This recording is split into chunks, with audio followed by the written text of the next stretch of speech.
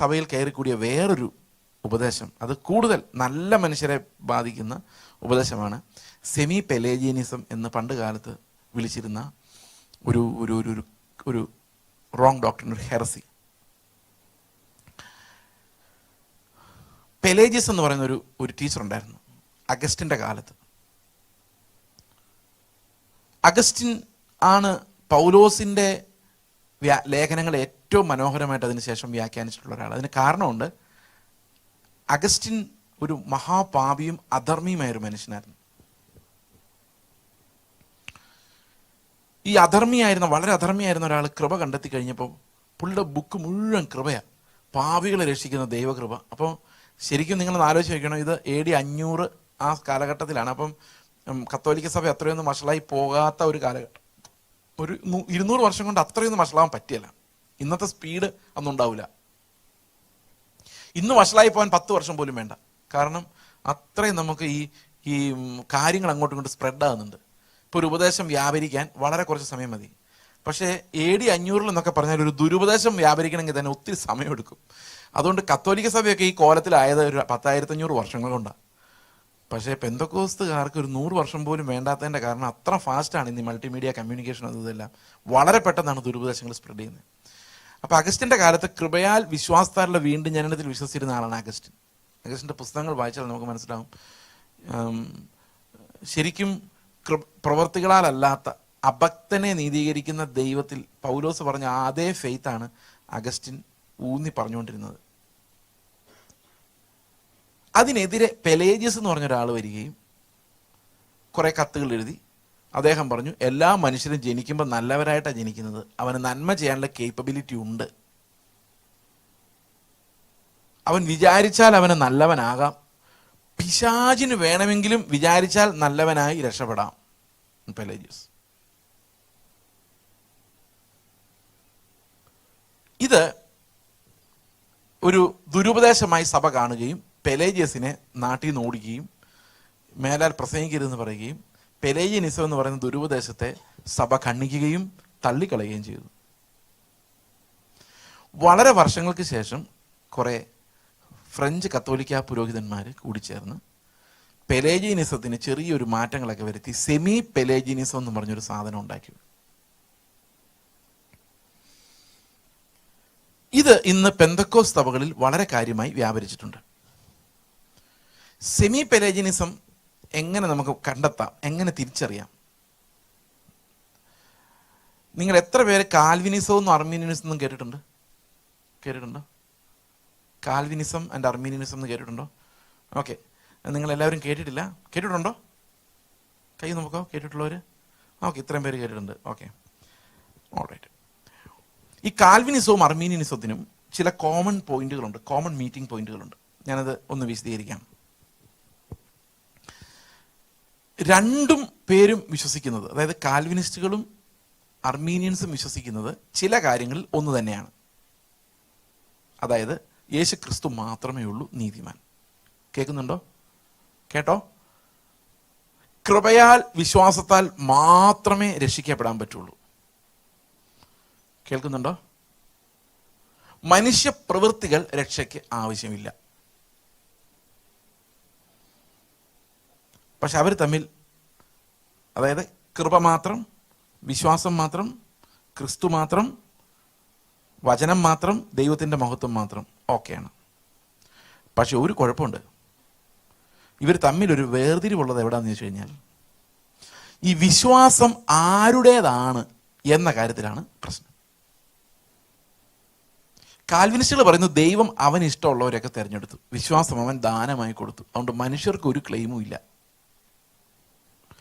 അർമീനിയൻസ് പറയുന്നു വിശ്വാസം മനുഷ്യൻ വിശ്വസിക്കണമെന്നാണ് കൽപ്പന, അതുകൊണ്ട് വിശ്വാസം മനുഷ്യൻ്റെയാണ്. പക്ഷെ നീതി എങ്ങനെ വരുള്ളൂ? വിശ്വാസത്താലേ വരുള്ളൂ, പ്രവൃത്തിയാൽ വരില്ല. പക്ഷെ വിശ്വാസം ആരുടേതാണ്? മനുഷ്യൻ്റെയാണ്. ഞാൻ വിശ്വസിച്ചേ പറ്റൂ. മനസ്സിലാവുന്നുണ്ടോ? അപ്പൊ വിശ്വാസം പോയാൽ രക്ഷ പോവും, പ്രവൃത്തി പോയാലല്ല. എന്തു പോയാൽ? വിശ്വാസം പോയാൽ. ഇതാണ് Arminianism. If you don't believe you will lose your salvation. കാൽവിനിസ്റ്റുകൾ പറയുന്നത് അങ്ങനല്ല, വിശ്വാസവും രക്ഷയും എല്ലാം നിത്യതയിൽ ദൈവം നമുക്ക് ദാനം തന്നതാണ്. അതുകൊണ്ട് വിശ്വാസം തന്നെ ദൈവത്തിൻ്റെ ദാനമാണ്. അതുകൊണ്ട് രക്ഷ നമ്മളെ ആശ്രയിച്ചോ നമ്മുടെ വിശ്വാസത്തെ ആശ്രയിച്ചോ അല്ല, അത് ദൈവത്തിൻ്റെ സൗജന്യദാനമാണ് എന്നാണ് കാൽവിനിസ്റ്റ്. പക്ഷേ രണ്ടും കൂടെയുള്ള മീറ്റിംഗ് പോയിന്റ് എന്താണെന്ന് വെച്ച് കഴിഞ്ഞാൽ രണ്ടും വിശ്വാസത്താൽ മാത്രമാണ്. അത് ആരുടെ ആയാലും, മനസ്സിലാകുന്നുണ്ടോ? അത് ആരുടെ ആയാലും വിശ്വാസം മാത്രമാണ്, യേശു മാത്രമാണ്, വേറൊരു നീതിമാനുമില്ല. ഇതാണ് ലോകമെമ്പാടുമുള്ള എല്ലാ സുവിശേഷ വിഹിത സഭകളും ഒന്നുകിൽ കാൽവിനിസ്റ്റോ അല്ലെങ്കിൽ അർമീനിയനോ ആയിരിക്കും. അതായത് ഇത് രണ്ട് ഗ്രൂപ്പുകളും അവർ പറയുമ്പോൾ അവർ ദുരുപദേശം എന്ന് പറയാൻ പറ്റില്ല. കാരണം അത് തമ്മിലുള്ള ലൈൻ വളരെ ചെറുതാണ്. ഒന്ന് മനുഷ്യരുടെ പെർസ്പെക്റ്റീവ് നോക്കുന്നു, മറ്റൊന്ന് ദൈവത്തിൻ്റെ കാഴ്ചപ്പാടിൽ നോക്കുന്നുള്ളതല്ലാതെ ഇതിൽ നമ്മൾ വിചാരിക്കുന്ന പോലൊരു അപകടം ഇത് രണ്ടിനകത്തും ഇല്ല. പക്ഷേ ഇന്ന് ആളുകൾ വിചാരിച്ചിരിക്കുന്നത് കാൽവിനിസം എന്ന് പറഞ്ഞാൽ വിശ്വാസം മാത്രം, അർമീനിയനിസം എന്ന് പറഞ്ഞാൽ വിശ്വാസം പ്ലസ് പ്രവൃത്തികൾ. അങ്ങനെയാണ് ആൾക്കാർ ഇന്ന് വിശ്വസിച്ചിരിക്കുന്നത്. പക്ഷെ അത് സത്യമല്ല. വിശ്വാസം പ്ലസ് പ്രവൃത്തികൾ ഒരു മനുഷ്യൻ്റെ രക്ഷ എന്ന് പറയുന്നത് അർമീനിയനിസവും അല്ല, കാൽവിനിസവും അല്ല. അത് കണ്ടം ചെയ്യപ്പെട്ട പെലേജിനിസത്തിന്റെ വകഭേദമായ സെമി പെലേജിനിസമാണ്. ഇതുകൊണ്ടുള്ള അപകടം എന്താണ് നമുക്ക് മനസ്സിലാക്കാം, ചിന്തിക്കാം. എങ്ങനെ ഇതിനെ തിരിച്ചറിയാം? ഇന്ന് ഈ സെമി പെലേജിനിസം ഏറ്റവും കൂടുതൽ പറയുന്ന ഒരു ടീച്ചർ, ബ്രിട്ടീഷ് ടീച്ചറുണ്ട്, ഡേവിഡ് പോസൺ എന്ന് പറയും. അദ്ദേഹം സെൽഫ് കൺഫസ്ഡ് സെമി പെലേജിയനാണ്, പെന്തക്കോസുകാരനാണ്. അതുകൊണ്ട് പെന്തക്കോസുകാർക്ക് അദ്ദേഹത്തെ വളരെ ഇഷ്ടമാണ്. ഡേവിഡ് പോസൺ അദ്ദേഹം പറയുന്നത് വിശ്വാസം മാത്രം പോരാ, അതിൻ്റെ കൂടെ ചില പ്രവൃത്തികളൂടെ വേണം എന്നുള്ളതാണ്. ഇതുകൊണ്ടുള്ള അപകടം എന്താണെന്നും ഈ ദുരുപദേശത്തെ എങ്ങനെ തിരിച്ചറിയാമെന്ന് നമുക്ക് നോക്കാം. ഈ വിശ്വാസം പ്ലസ് പ്രവൃത്തികൾ എന്ന് പറയുമ്പോൾ ഉടനെ വരുന്നൊരു ചോദ്യമുണ്ട്. പറയോ, എന്താ ചോദ്യം? ഏത് പ്രവൃത്തികൾ എന്ന് ചോദ്യം. മനസ്സിലാകുന്നുണ്ടോ? വിശ്വാസത്തിൻ്റെ കൂടെ എന്തും കൂടെ ചെയ്യണം, പ്രവൃത്തികൾ ചെയ്യണം. അപ്പം എന്ത് പ്രവൃത്തികൾ എന്നുള്ളൊരു ചോദ്യം വരും. എന്ത് നീതി, വാട്ട് ഒബീഡിയൻസ്, ഏത് കൽപ്പനകളുടെ അനുസരണവും കൂടെ ചേർന്നാലാണ് നമ്മളെ സ്വർഗത്തിൽ കൊണ്ടുപോകുന്നത്. ശ്രദ്ധിക്കണേ, അനുസരിക്കണം എന്ന് പറയുന്നുണ്ടല്ലോ. What commandment, which commandment? മീശ പഠിച്ചാൽ മതിയോ? ആഭരണം ഊരിയാൽ മതിയോ? വിശ്വാസം പ്ലസ് ആകട്ടോ. വെള്ളവസ്ത്രം ധരിച്ചാൽ മതിയോ?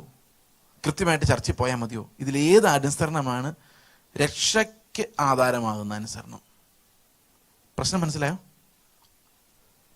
ഇനി ശരിക്കും നമ്മൾ അനുസരിച്ച് ദൈവത്തിൻ്റെ നീതിയെ പൂർത്തീകരിക്കാനാണെങ്കിൽ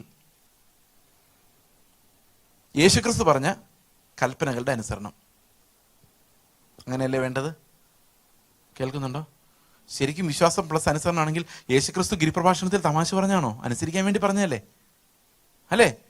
അതിന് അവസാനം എന്താ പറയുന്നത്? അധർമ്മം പ്രവർത്തിക്കുന്നവരെന്നാ. ാത്തവരെ പറയുന്നത്, അധർമ്മം പ്രവർത്തിക്കുന്നവർ എന്നെ വിട്ടുപോ, നിങ്ങൾ എത്ര അത്ഭുതങ്ങൾ കാണിച്ചാലും നിങ്ങൾ എനിക്കുള്ളവരല്ല, ഞാൻ നിങ്ങളെ അറിയുന്നതേ ഇല്ല എന്നാണ് പറയുന്നത്. അപ്പം അനുസരിക്കാൻ വേണ്ടി തന്നെ തന്നിട്ടുള്ളതാ. അപ്പൊ ഫെയ്ത്ത് പ്ലസ് ഒബീഡിയൻസ് പറഞ്ഞു കഴിഞ്ഞാൽ നമ്മൾ എന്ത് പറഞ്ഞേ പറ്റുള്ളൂ? ഈ കൽപ്പനകളെല്ലാം അനുസരിക്കണം എന്ന് പറഞ്ഞല്ലേ പറ്റൂ. മനസ്സിലാവുന്നുണ്ടോ? എന്തെങ്കിലും സംശയം ഉണ്ടെങ്കിൽ നിങ്ങൾക്ക് കൈപോക്കാം.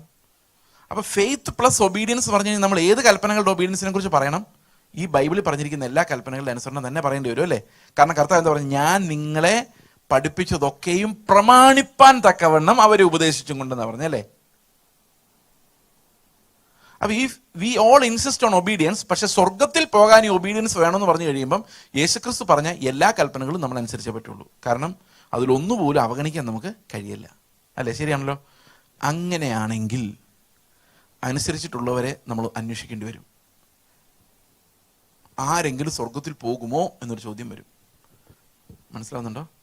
കണ്ണ് ചൂഴ്ന്നെടുത്ത് എറിഞ്ഞ് കളഞ്ഞവർ തൊട്ട്, ഇത് ഞാൻ പറയുന്നത് അനുസരിക്കാതെ പോകില്ല. പക്ഷെ വിശ്വാസത്താലല്ലാതെ പ്രവൃത്തികളാലാണ് നിങ്ങൾ ആ നീതി അന്വേഷിക്കുന്നതെങ്കിൽ നിങ്ങൾ എന്ത് ചെയ്യും? ഇടർച്ചക്കല്ലിന്മേൽ തട്ടി ഇടറും. റോമാലേഖനം 9-ാം അധ്യായത്തിലുള്ളതാണ്. ന്യായപ്രമാണത്തിലെ ഏതെങ്കിലും ഒരു പ്രമാണം അതിൻ്റെ പൂർണ്ണതയിൽ അനുസരിക്കാൻ പറ്റുന്നവൻ ദൈവരാജ്യത്തിൽ ഏറ്റവും, അത് കർത്താവ് പറഞ്ഞേക്കുന്നതിൻ്റെ മെക്കാനിസം മനസ്സിലാക്കിയ ഭയങ്കര രസമാണ്. യോഹന്നാൻ സ്നാപകനോട് ചേർത്താ പറയുന്നത്. യോഹന്നാൻ സ്നാപകനേക്കാളും വലുതാണ് ദൈവരാജ്യത്തിൽ ഏറ്റവും ചെറിയവൻ എന്നാണ് പറയുന്നത്, അല്ലേ? അല്ലേ? അങ്ങനെ ആകുമ്പോൾ യോഹന്നാൻ സ്നാപകൻ അത്ര അനുസരിച്ചിട്ടും എവിടെ എത്തിയിട്ടില്ല? ന്യായപ്രമാണത്തിൽ എത്തിയിട്ടില്ല. ഭയങ്കര നമ്മളെ ആ ക്രിസ്തുവിൻ്റെ എക്സ്പ്ലനേഷൻസ് നമ്മൾ ശ്രദ്ധിച്ചു കഴിഞ്ഞാൽ നമുക്ക് ഭയം തോന്നുന്നത്. കാരണം അത് സ്ത്രീകളിൽ ജനിച്ചവരിൽ യോഹന്നാൻ സ്നാപകനേക്കാളും വലുതായിട്ട് ഒരുത്തനുമില്ല. അവനും ഇതനുസരിക്കാൻ പറ്റിയിട്ടില്ല. ഈ ദൈവരാജ്യത്തിൽ ഏറ്റവും ചെറിയവനും ഇവനേക്കാൾ. അപ്പം നമ്മൾ പെലേജിയൻസ് എന്ത് ചെയ്യുമെന്ന് ചോദിച്ചു കഴിഞ്ഞാൽ, നിങ്ങൾക്ക് ആർക്കെങ്കിലും ഉത്തരവുണ്ടോ? ഏത് കൽപ്പനയാണെന്നുള്ളതിന് ഉത്തരവുണ്ടോ? ഞാൻ ഈ ആൾക്കാരുടെ എല്ലാം ഈ വിശ്വാസം പ്ലസ് അനുസരണം എന്ന് പറഞ്ഞു കഴിഞ്ഞാൽ ഉടനെ ചോദിക്കും, ഏത് കൽപ്പനയാണ് സാറേ അനുസരിക്കേണ്ടതെന്ന്. സാധാരണ രീതിയിൽ അവർ ഉത്തരം പറയാറില്ല. ഒരാൾ എന്നോട് പറഞ്ഞൊരു ടെക്നിക്കൽ ചോദ്യമാണെന്ന് പറഞ്ഞു. അതെന്താ എനിക്ക് മനസ്സിലായില്ല. അത് എനിക്ക് തോന്നുന്നൊരു വളരെ പ്രധാനപ്പെട്ട ഒരു ചോദ്യമായിരുന്നു എനിക്ക് തോന്നുന്നത്. എന്താ അനുസരിക്കേണ്ടതെന്ന് പറഞ്ഞു തരണ്ടേ? ഓക്കെ, അപ്പോൾ ഇവർ കണ്ടെത്തിയിരിക്കുന്ന ഒരു പരിപാടി എന്ന് വെച്ച് കഴിഞ്ഞാൽ, ഒരു നീതിയുടെ ഇടത്താവളം ഉണ്ടാക്കുക. നീതിയുടെ ഇടത്താവളം. അങ്ങ് വരെ പോയ ആരുമില്ല, അതുകൊണ്ട് പറ്റുന്നതൊക്കെ ചെയ്യുക. മനസ്സിലാകുന്നുണ്ടോ? അപ്പൊ ഈ ദുരുപദേശത്തിന്റെ ചില പ്രത്യേകതകൾ ഞാൻ നിങ്ങളോട് പറയാം. ഒന്ന്, നമുക്ക് അനുസരിക്കാൻ ഒരു മാതൃക ഉണ്ടാകണം, അല്ലേ? വേണ്ടേ? ഈ യേശുക്രിസ്തുവിന്റെ നീതിയാണെങ്കിൽ ആരാ നമ്മുടെ മാതൃക? നമ്മൾ തകർക്കുന്ന, നമ്മൾ നിലവിളിക്കുന്ന ആ നീതിയെ നമ്മൾ അനുഗമിക്കുന്നെങ്കിൽ ആരാ നമ്മുടെ മാതൃക? യേശുവാ. മനസ്സിലാവുന്നുണ്ടോ? അപ്പൊ നമ്മളെല്ലാം ആരെ നോക്കിയാ ഓടുന്നേ? നമ്മെ രക്ഷിച്ച, വീണ്ടെടുത്ത യേശുവിനെ നോക്കി ഓടുന്നത്. സമ്മതിച്ചോ? ഓക്കെ. ഇനി അതിനേക്കാൾ താഴ്ന്ന ഒരു നീതി സ്ഥാപിക്കാൻ എന്നെ കൊണ്ട് പറ്റും. നിങ്ങൾ എന്നെ ശരിക്കും നോക്കിയേ. ഞാൻ വിചാരിച്ചാൽ, അതുപോലെ നിങ്ങളിൽ ആര് വിചാരിച്ചാലും, പൗലോസ് വിചാരിച്ചാലും, ഒരു ശരീരത്തിൽ പ്രവൃത്തിയിൽ എനിക്ക് കാണിച്ചു തരാൻ പറ്റുന്ന ചില അനുസരണങ്ങളെ എനിക്ക് ഉണ്ടാക്കാൻ പറ്റും. ഓക്കെ. അപ്പൊ ഈ പെലേജിയൻ ഉപദേശത്തിന്റെ ഏറ്റവും വലിയ പ്രത്യേകത എന്ന് പറഞ്ഞാൽ, ഒന്നുകിൽ എല്ലാവരും സ്വർഗത്തിൽ പോകണമെന്ന് പറയണം, യൂണിവേഴ്സലിസം. കാരണം ഒരുത്തൻ നല്ലതെന്ന് വിചാരിക്കുന്നല്ല വേറൊരുത്തൻ നല്ലതെന്ന് വിചാരിക്കുന്നു. യേശുക്രിസ്തുവിന്റെ സ്റ്റാൻഡേർഡ് വെച്ച് നോക്കി കഴിഞ്ഞാൽ എല്ലാവരും പാപികളാ. പക്ഷെ അവനവന്റെ സ്റ്റാൻഡേർഡ് വെച്ച് നോക്കിയാലോ എല്ലാവരും നീതിമാന്മാരാ. മനസ്സിലായോ? പ്രശ്നം മനസ്സിലായോ? അപ്പോൾ യേശുക്രിസ്തുവിന്റെ ലെവലിലുള്ള നീതിക്ക് വേണ്ടി പോവോ, അവനവന്റെ നിർവചനം അനുസരിച്ചുള്ള നീതിക്ക് വേണ്ടി പോവോ? യേശുക്രിസ്തുവിന്റെ ലെവലിലുള്ള നീതിക്ക് വേണ്ടി പോയ വിശ്വാസം, അനുസരണം, കൃപ, വീണ്ടെടുപ്പ. വിശ്വാസത്തിന് അനുസരണം വരുന്നേ. വിശ്വാസത്തിലൂടെ അനുസരണം കൂട്ടാൻ പറ്റത്തില്ല. എന്നാൽ എൻ്റെ നീതി ഞാൻ പ്രസംഗിച്ചാൽ നിങ്ങൾക്ക് എല്ലാം എങ്ങോട്ട് നോക്കിയാൽ മതി? വിശ്വാസത്തിലേക്ക് നോക്കണ്ട, പ്രവൃത്തികളിലേക്ക് നോക്കിയാൽ മതി. അപ്പൊ പ്രവൃത്തികൾ ആഡ് ചെയ്യണമെങ്കിൽ എന്തു വേണം? യേശുക്രിസ്തു അല്ലാത്ത നീതിമാന്മാരായ ഗുരുക്കന്മാർ ഇതിനകത്ത് വേണം. മനസ്സിലാവുന്നുണ്ട് ഞാൻ പറയുന്നത്? അല്ലെങ്കിൽ എന്തനുസരിക്കണമെന്ന് ആർക്കും പറഞ്ഞു കൊടുക്കാൻ പറ്റില്ല. ഇവർക്ക് മനസ്സിലായി? നേരത്തെ അഭിഷിക്തൻ യേശുക്രിസ്തുവിന്റെ സ്ഥാനത്ത് ആരാ കയറി നിൽക്കുന്നേ? ഒരു മനുഷ്യൻ കയറി എന്ന് പറയാണ്, നിങ്ങൾക്ക് പ്രാർത്ഥിക്കണമെങ്കിൽ ഞാൻ പ്രാർത്ഥിക്കാം, ഞാൻ പ്രാർത്ഥിച്ച ദൈവം കേൾക്കും. ഇതിനെ നമ്മൾ അത് യേശുക്രിസ്തുവിന്റെ സ്ഥാനത്ത് മധ്യസ്ഥനായിട്ട് ഒരാൾ കയറി നിൽക്കുക. ഇവിടെ അതുപോലെ നീതിമാനായ യേശുക്രിസ്തുവിന് പകരം നീതിമാന്മാരായ ആളുകൾ എന്നെ നോക്കി നടന്നില്ലെങ്കിൽ, അതായത് ഞാൻ ജീവിക്കുന്ന പോലെ ജീവിച്ചില്ലെങ്കിൽ നിങ്ങൾ നരകത്തിൽ പോകും എന്ന് പറഞ്ഞാൽ അതിനർത്ഥം നിങ്ങൾ യേശുക്രിസ്തുവിനെ അല്ല അനുഗമിക്കുന്നത്, പിന്നെ ആരെയാണ്? ഈ ഗുരുക്കന്മാരെയാണ്. ഇപ്പം ഞാൻ നിങ്ങളോട് പറയാമെന്ന് വിചാരിച്ചോ, നിങ്ങൾ വിശുദ്ധ ജീവിതം നയിച്ചില്ലെങ്കിൽ നിങ്ങളെല്ലാം നരകത്തിൽ പോകും. എങ്ങനെയുണ്ട് ഈ പ്രസംഗമല്ലേ നമുക്ക് കേൾക്കുമ്പോൾ ഒരു സുഖം തോന്നുന്നേ, അല്ലേ? നല്ല ആൾക്കാർക്ക് അതല്ലേ കേൾക്കുമ്പോൾ സുഖം തോന്നുന്നേ. ശരിയല്ലേ ബ്രദറെ പറഞ്ഞ് വിശുദ്ധ ജീവിതം നയിച്ചില്ലെങ്കിൽ. പ്രശ്നം എന്താണെന്നറിയോ? തിരിച്ചൊരു ചോദ്യം ഇയാളോട് ചോദിക്കണം. എന്ത് ചോദിക്കണം? നിങ്ങൾ സ്വർഗത്തിൽ പോവോ? പിന്നെ ഞാൻ പോവും, ഞാൻ വിശുദ്ധ ജീവിതം നയിക്കും, അങ്ങനെയല്ലേ പറയുള്ളൂ. അല്ല, ഞാൻ പോവില്ല എന്ന് ഒരാൾ സ്റ്റേജിൽ എന്ന് പറയുന്നത് എൻ്റെ ജീവിതത്തിൽ ഒരിക്കൽ മാത്രമേ കേട്ടിട്ടുള്ളൂ. സ്വർഗത്തിൽ പോവില്ല എന്ന് പറഞ്ഞ് പ്രസംഗിക്കുന്ന എൻ്റെ ജീവിതത്തിൽ ഞാൻ പോവില്ല എന്ന് പറഞ്ഞ്, അതായത് അവനവൻ പ്രസംഗിക്കുന്നയാള് ഞാൻ സ്വർഗത്തിൽ പോവില്ല എന്ന് പറയുന്നത് ജീവിതത്തിൽ ഒരിക്കൽ മാത്രമേ കേട്ടിട്ടുള്ളൂ. അത് ഞങ്ങളുടെ നാട്ടിൽ കേരളത്തിൽ നിന്നൊരു പാസ്റ്റർ വന്ന്, ഞങ്ങളുടെ നാടെന്ന് പറയാൻ കാരണം ഞങ്ങളന്ന് ഓങ്കോളിൽ ആന്ധ്രയിലാണ് മിഷണറിമാർ. അപ്പോൾ അവിടെ വന്ന് പ്രസംഗിച്ചപ്പം ഞങ്ങളുടെ ചർച്ചിൽ വന്നിട്ടുന്നൊരു ബ്രദറാണ് ട്രാൻസ്ലേറ്റ് ചെയ്യുന്നത്, മലയാളം ടു ഇംഗ്ലീഷ്, അല്ല മലയാളം ടു തെലുങ്ക്. അപ്പോൾ ഇദ്ദേഹം മലയാളത്തിൽ പറയാണ്, നിങ്ങൾ സ്വർഗത്തിൽ പോകുന്ന ഉറപ്പുള്ളവരാരെങ്കിലും ഉണ്ടോ എന്ന് ചോദിച്ചു. ഒരു ആൻറ്റി മാത്രം കൈവക്കി, പോകുന്ന ഉറപ്പുണ്ടെന്ന് പറഞ്ഞു, ബാക്കിയുള്ളവർക്കില്ല. ഇദ്ദേഹം പറയാം, എനിക്കങ്ങനെ വലിയ ഉറപ്പൊന്നുമില്ല. അപ്പം പുള്ളി ട്രാൻസ്ലേറ്റ് ചെയ്ത ആൾ പറഞ്ഞു, ഈ പറയുന്ന ആൾക്കും ഈ കാര്യത്തിൽ ഉറപ്പില്ലെന്നാണ് പുള്ളി പറയുന്നത്. ട്രാൻസ്ലേറ്റ്. അല്ലെ, പൊതുവെ ഏത് പ്രസംഗം സ്റ്റേജിൽ നിന്നാലും അവർ സ്വർഗത്തിൽ പോകുമെന്ന് ഉള്ളം കൊണ്ട് വിശ്വസിച്ചില്ലെങ്കിൽ പോലും പോകുമെന്ന് സ്ഥാപിക്കുന്നവരാ. മനസ്സിലാവുന്നുണ്ടോ ഞാൻ പറയുന്നത്? ശരിയാണോ? ആണല്ലോ.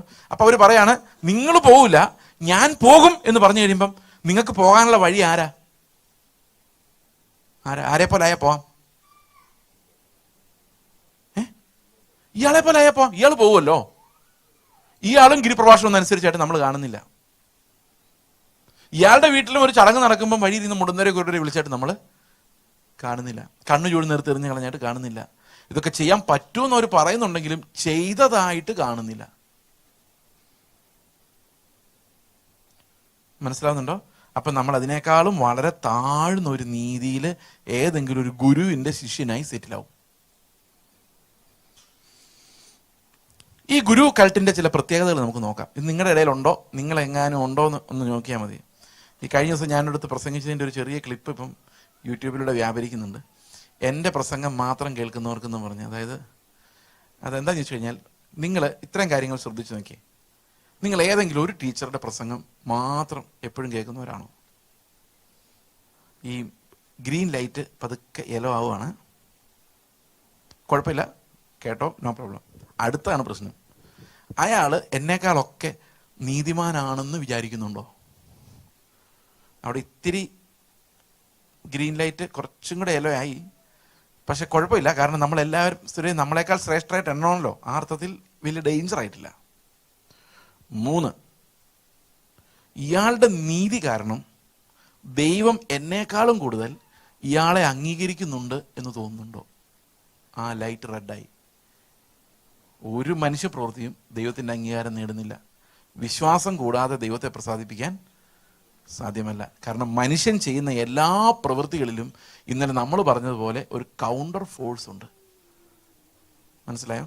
ഞാൻ കഴിഞ്ഞ ദിവസം ഒരു ചർച്ചിൽ പ്രസംഗിക്കാൻ വേണ്ടി പോയിട്ട് അവർ പൈസ തന്നപ്പോൾ ഞാൻ വാങ്ങിച്ചില്ല. കാരണം എൻ്റെ കയ്യിൽ ഉണ്ടെങ്കിൽ, അല്ലെങ്കിൽ അവരുടെ സാഹചര്യം അങ്ങനെയാണെങ്കിൽ ഞാൻ വാങ്ങിക്കാറില്ല. ഇത് യൂട്യൂബിൽ ഇങ്ങനെ പോകുന്നതിൻ്റെ ക്ഷീണമാണ്, എന്നാലും പോട്ടെ എന്ന് പറഞ്ഞാൽ അവർ വിചാരിക്കുക അയാൾ സ്വന്തം കാര്യം പറയുവാണല്ലോ എന്ന്. പക്ഷെ അതിൻ്റെ അപകടമാണ് ഞാൻ പറഞ്ഞത്.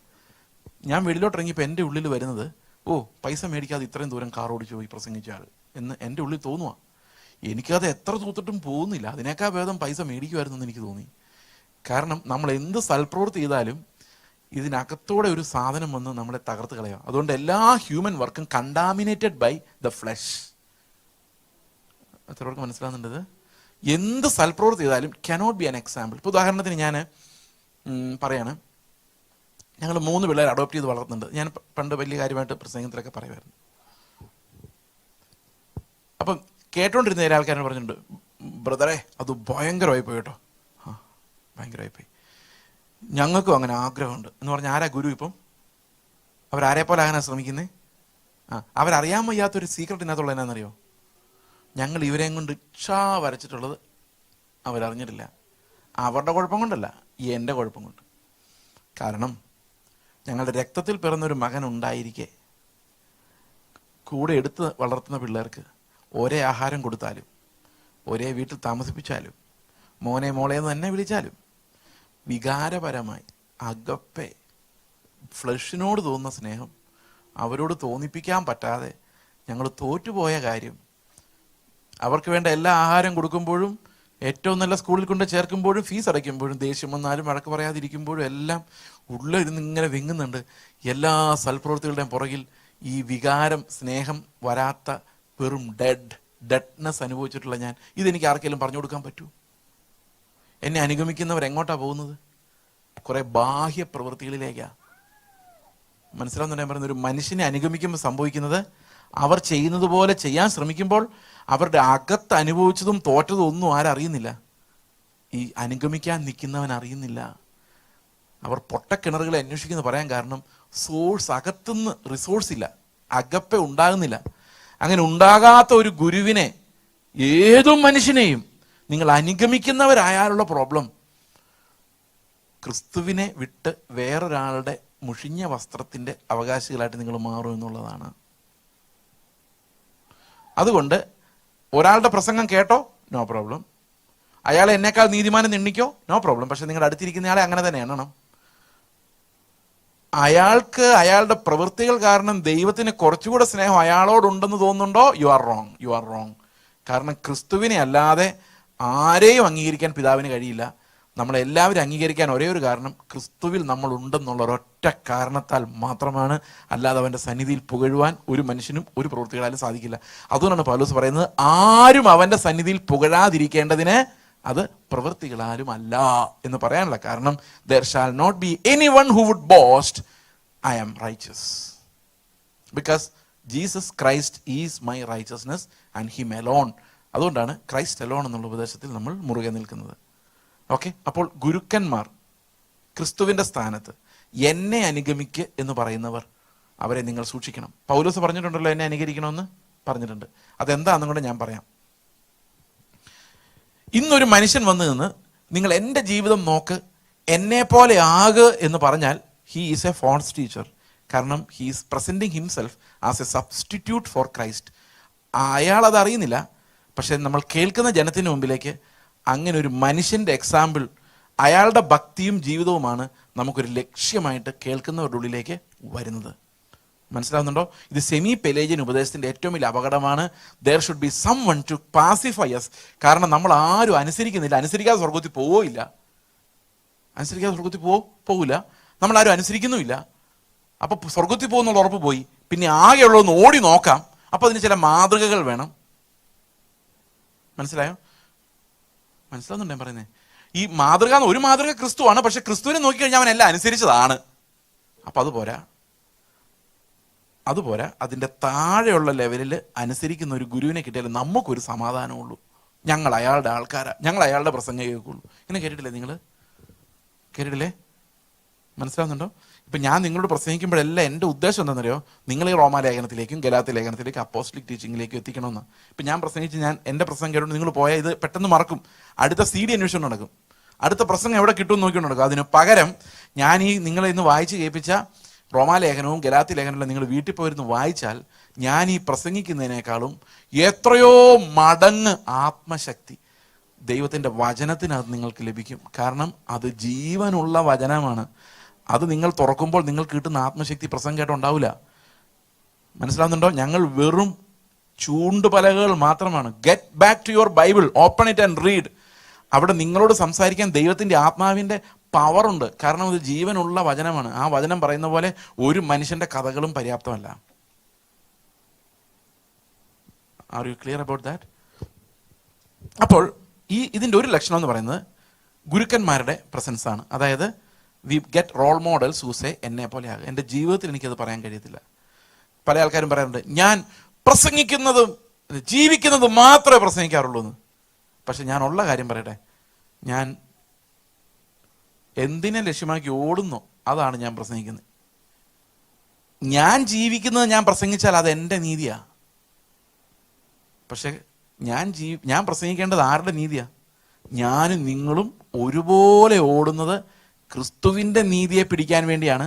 അപ്പോൾ ഞാൻ പ്രസംഗിക്കുന്നത് ഞാൻ ചെയ്ത നീതിയാണോ അതോ ഞാൻ എന്തിനു വേണ്ടി ഓടുന്നോ ആ നീതിയാണോ? ഇനി നമുക്ക് നോക്കാം പൗലോസ് എന്താണ് അനുകരിക്കാൻ പറഞ്ഞത് നമുക്ക് നോക്കാം. ഓക്കെ, പൗലോസ് പറഞ്ഞത് ഫിലിപ്പിയ ലേഖനം 3-ാം അധ്യായത്തിൻ്റെ 6-ാം വാക്യം വായിക്കാം, പിന്നെ 9 മുതൽ താഴോട്ട് വായിക്കാം. എന്താണ് എന്നെ അനുകരിക്കുക എന്ന് പറയാൻ കാരണം? ശുഷ്കാന്തി സംബന്ധിച്ച് സഭയെ ഉപദ്രവിച്ചവൻ, ന്യായപ്രമാണത്തിലെ നീതി സംബന്ധിച്ച് അനന്യൻ. എങ്കിലും എനിക്ക് ലാഭമായിരുന്നതൊക്കെയും ഞാൻ ക്രിസ്തു നിമിത്തം ഛേദമെന്ന് എണ്ണിയിരിക്കുന്നു. ഓക്കെ, അത്രയുമല്ല, എന്റെ കർത്താവായ ക്രിസ്തുയേശുവിനെ കുറിച്ചുള്ള പരിജ്ഞാനത്തിന്റെ ശ്രേഷ്ഠത നിമിത്തം ഞാൻ ഇപ്പോഴും എല്ലാം ഛേദമെന്ന് എണ്ണുന്നു. ഓക്കെ, ഞാൻ ക്രിസ്തുവിനെ നേടേണ്ടത്. ശ്രദ്ധിച്ചോ 6-ാം വാക്യത്തിൽ പറഞ്ഞു ഞാൻ ന്യായപ്രമാണം സംബന്ധിച്ച് അനിന്ദ്യനാണ്, ബ്ലെയിംലെസ് ആണെന്ന് പറഞ്ഞല്ലേ. ഓക്കെ, ഇനി 9-ാം വാക്യത്തിൽ എന്താ പറയുന്നത് നോക്കിയോ? ഞാൻ ക്രിസ്തുവിനെ നേടേണ്ടതിനും ന്യായപ്രമാണത്തിൽ എന്നുള്ള എൻ്റെ സ്വന്തം നീതിയല്ല. അപ്പൊ എൻ്റെ കൈകൊണ്ട് സാധിച്ചെടുത്ത നീതി അല്ല ഞാൻ എൻ്റെ മുമ്പിൽ വെക്കുന്നത്. ഇനി ഒരു വാക്യം വായിച്ചിട്ട് ഇനി മുമ്പോട്ട് പോവാം. 3-ാം അധ്യായത്തിലെ 17-ാം വാക്യം. സഹോദരന്മാരെ, നിങ്ങൾ എല്ലാവരും എന്നെ അനുകരിപ്പീൻ. 17-ാം വാക്യമാണേ.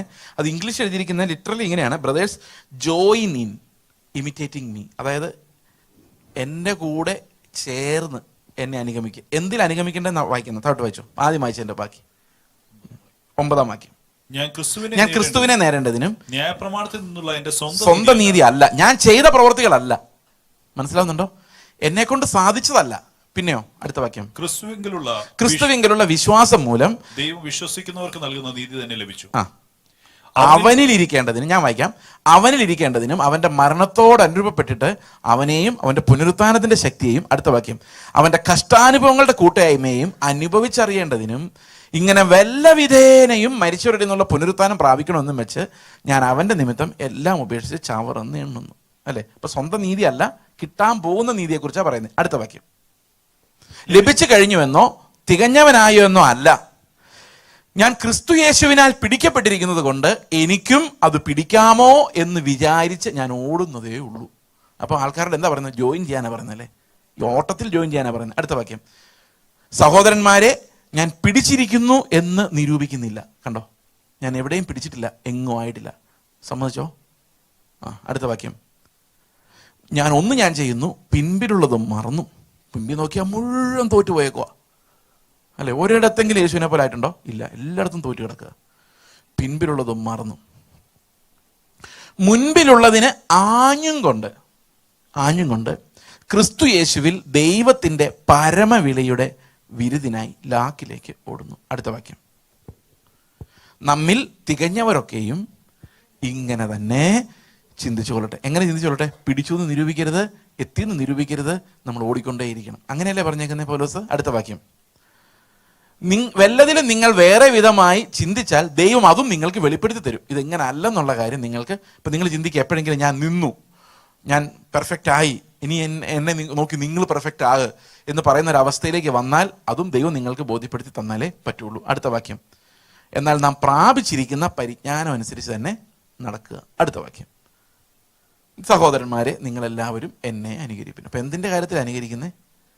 ഞാൻ ചെയ്ത പ്രവൃത്തിയിലാണോ, അതോ നമ്മൾ ഈ തികഞ്ഞവരെല്ലാം ഒന്നും ആയില്ല കർത്താവേ എന്ന് പറഞ്ഞ് ഓടുന്ന അതനുകരിക്കാനാണോ പറഞ്ഞേക്കുന്നത്? വേറൊരിടത്തും പൗലോസ് പറയുന്നുണ്ട്, ഞാൻ ക്രിസ്തുവിനെ അനുകരിക്കുന്ന എങ്ങനെയാന്ന് നോക്ക്. ഇങ്ങനെ ഓടിക്കൊണ്ട അത് നിങ്ങളും ഞാൻ ചെയ്യുന്ന പോലെ ക്രിസ്തുവിന്റെ പുറകെ ഓട്. അങ്ങനെയല്ലേ പറയുന്നത്? മനസ്സിലാവുന്നുണ്ടോ? അപ്പം മുമ്പിൽ നിൽക്കുന്നവരെല്ലാം വഴികാട്ടികൾ മാത്രമാണ്. ആരെ കാണിച്ചു തരുന്ന? ക്രിസ്തു എന്ന ലക്ഷ്യത്തെ കാണിച്ചു തരുന്ന വഴികാട്ടികൾ മാത്രമാണ്. അതിനിടയിൽ നിന്നുകൊണ്ട് എനിക്ക് പറയാൻ പറ്റില്ല നിങ്ങൾ എന്നെ നോക്കുക എന്ന് പറയാൻ സാധിക്കില്ല. കാരണം ഞാൻ എങ്ങും എത്തിയിട്ടില്ല, പിടിക്കാമോ എന്ന് വിചാരിച്ച് ഓടിക്കൊണ്ടിരിക്കുന്നതേ ഉള്ളൂ. ഇപ്പൊ പെലേജിനിസ്റ്റിന്റെ പ്രോബ്ലം എന്ന് വെച്ച് കഴിഞ്ഞാൽ അവർ പിടിക്കുക, ഇവിടെ വെച്ച് തന്നെ പിടിക്കുക. കാരണം പ്രവൃത്തി പൂർത്തിയാക്കിയാൽ എന്ത് ചെയ്യാൻ പറ്റുള്ളൂ? സ്വർഗത്തിൽ പോകാൻ പറ്റുള്ളൂ. കാരണം വിശ്വാസത്തിലൂടെ എന്തുകൂടെ ചേർത്തിട്ടുണ്ട്? പ്രവൃത്തികളൂടെ ചേർത്തിട്ടുണ്ട്. അപ്പൊ ഒന്നുകിൽ ക്രിസ്തുവിന്റെ പ്രവൃത്തിക്ക് വേണ്ടി ഓടണം. അത് ഓടിയാൽ എത്തൂല. പിന്നെ അത് കൃപയായിട്ട് നമ്മളങ്ങ് കൃപയിൽ അങ്ങ് വിശ്വസിക്കുക, കർത്താവ് എന്നെ രക്ഷിക്കുമെന്ന് അങ്ങ് വിശ്വസിക്കുക. ഇതാണ് നമ്മൾ ചെയ്യുന്നത്. പക്ഷെ ക്രിസ്തുവിൻ്റെതല്ലാത്ത ഒരു മനുഷ്യനാൽ സാധിക്കുന്ന നീതി ഇതിനിടയിൽ വെച്ചാലോ, അത് ഒരു ഗുരു ഒരു നീതി വെക്കും, വേറൊരു ഗുരു വേറൊരു നീതി വെക്കും. മനസ്സിലാവുന്നുണ്ടോ? അവന്റെ ഗുരുക്കന്മാരുടെ കീഴിൽ പോകുന്നവരെല്ലാം ആ നീതി അനുസരിക്കും. ഇപ്പം ഉദാഹരണത്തിന് നിങ്ങൾ ചില നീതികൾ കേട്ടോ. ബ്രദറെ, ഞാൻ രോഗമുണ്ടെങ്കിലും ആശുപത്രിയിലൊന്നും പോകാറില്ല, ദൈവം സൗഖ്യമാക്കുന്നതല്ല ഞാൻ വിശ്വസിക്കുന്നത്. ചില സഭകൾ അങ്ങനെയുണ്ട്, അവർ ആശുപത്രി പോയാൽ പിന്നെ കർത്തൃമേശ കൊടുക്കാത്ത സഭകളുണ്ടായിരുന്നു. ഈ രോഗം വന്നാൽ ഹോസ്പിറ്റലിൽ പോകാതിരിക്കുന്നത് നല്ലതാട്ടോ. കാരണം ഒരു ഡോറിൽ കൂടെ പോയാൽ ചിലപ്പോൾ വേറെ ഡോറിൽ കൂടെ ആയിരിക്കും ഇറങ്ങി വരുന്നത്. ഇന്നത്തെ കാലം അങ്ങനെയാണ്. പക്ഷെ ബൈബിളിലില്ല. അതാണ് നമ്മുടെ പ്രശ്നം. നീതി ആരുടേതെന്ന് ചോദിച്ചു കഴിഞ്ഞാൽ എൻ്റെ അല്ല. നീതി ആരുടേതെന്ന് ചോദിച്ചു കഴിഞ്ഞാൽ ക്രിസ്തുവിൻ്റെ അല്ല. ക്രിസ്തു അങ്ങനെ പറഞ്ഞിട്ടില്ല, ഡിമാൻഡ് ചെയ്തിട്ടില്ല. അപ്പോൾ ഗുരുക്കന്മാർ എന്തുണ്ടാക്കി? ഇതിനിടയ്ക്ക് ക്രിസ്തു പറയാത്തൊരു ഡിമാൻഡ് ഉണ്ടാക്കി. എന്തിനാ? ചില ആൾക്കാർ ഇത്തിരി കഠിനമായിട്ട് നിൽക്കുന്ന ആൾക്കാരെ ഒന്ന് സമാധാനിപ്പിക്കാൻ വേണ്ടി. അപ്പം ഇത് ചെയ്യുന്നവർക്കൊരു ഫീലിംഗ് ഉണ്ടോ, ഞങ്ങൾ കുറേയൊക്കെ അനുസരിച്ചിട്ടുണ്ട്. എന്താ അനുസരിച്ചേക്കുന്നത്? കർത്താവ് ആവശ്യപ്പെട്ടിട്ടില്ല. ഇനി വേറൊരു വിശ്വാസം, ബ്രദറെ ഞങ്ങൾക്ക് പൈസയുടെ ആവശ്യമുണ്ടെങ്കിലും ഞങ്ങൾ ആരോടും പറയാറൊന്നുമില്ല, പ്രാർത്ഥിക്കാൻ പോലും പറയാറില്ല. ഞങ്ങളുടെ ആരോടെ പറഞ്ഞു, ഞാൻ ഈ നീതി സ്ഥാപിക്കാൻ പോണേ, അതാണ് നല്ലത്. ശരിയാണോ? നമ്മൾ എന്താവശ്യമുണ്ടെങ്കിലും മനുഷ്യരോട് പറയരുത്, ദൈവത്തോടെ പറയാവുള്ളൂ. എങ്ങനെയുണ്ട് ഐഡിയ? അല്ലേ? നല്ല കാര്യമല്ലേ? നമ്മളിപ്പം എത്ര പേര് രസീത് അടിച്ച് ഇങ്ങനെ പിരിച്ചുകൊണ്ട് നടക്കുന്നത്? എവിടെ പ്രസംഗം വന്നേ ഗൾഫിലോട്ടൊക്കെ ചെന്ന് കഴിഞ്ഞാൽ വിസിറ്റിംഗ് പാസ്റ്റേഴ്സിന്റെ പോലെ എല്ലായിടത്തും ചെന്നാലും അങ്ങനെ തന്നെയാണ്. ഇവിടുത്തെ കാര്യം അറിയത്തില്ല.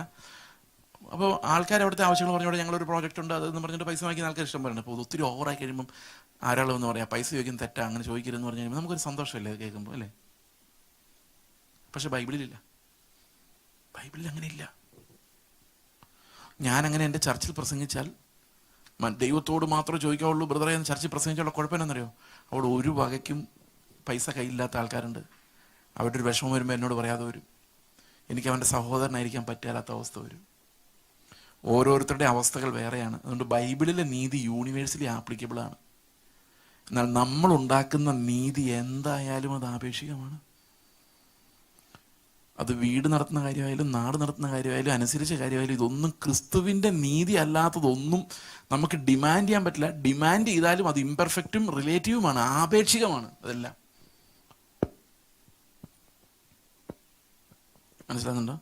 ഇപ്പം എന്നോട് കർത്താവ് പറഞ്ഞൊരു കാര്യം, ഇപ്പം ഈ കൾട്ടിൻ്റെ വേറൊരു പ്രത്യേകത എന്ന് വെച്ച് കഴിഞ്ഞാൽ വചനം പറയുന്നതല്ല, ദൈവം നമ്മോട് വ്യക്തിപരമായി പറയുന്ന കാര്യങ്ങൾ നമ്മൾ അനുസരിക്കണമെന്ന്.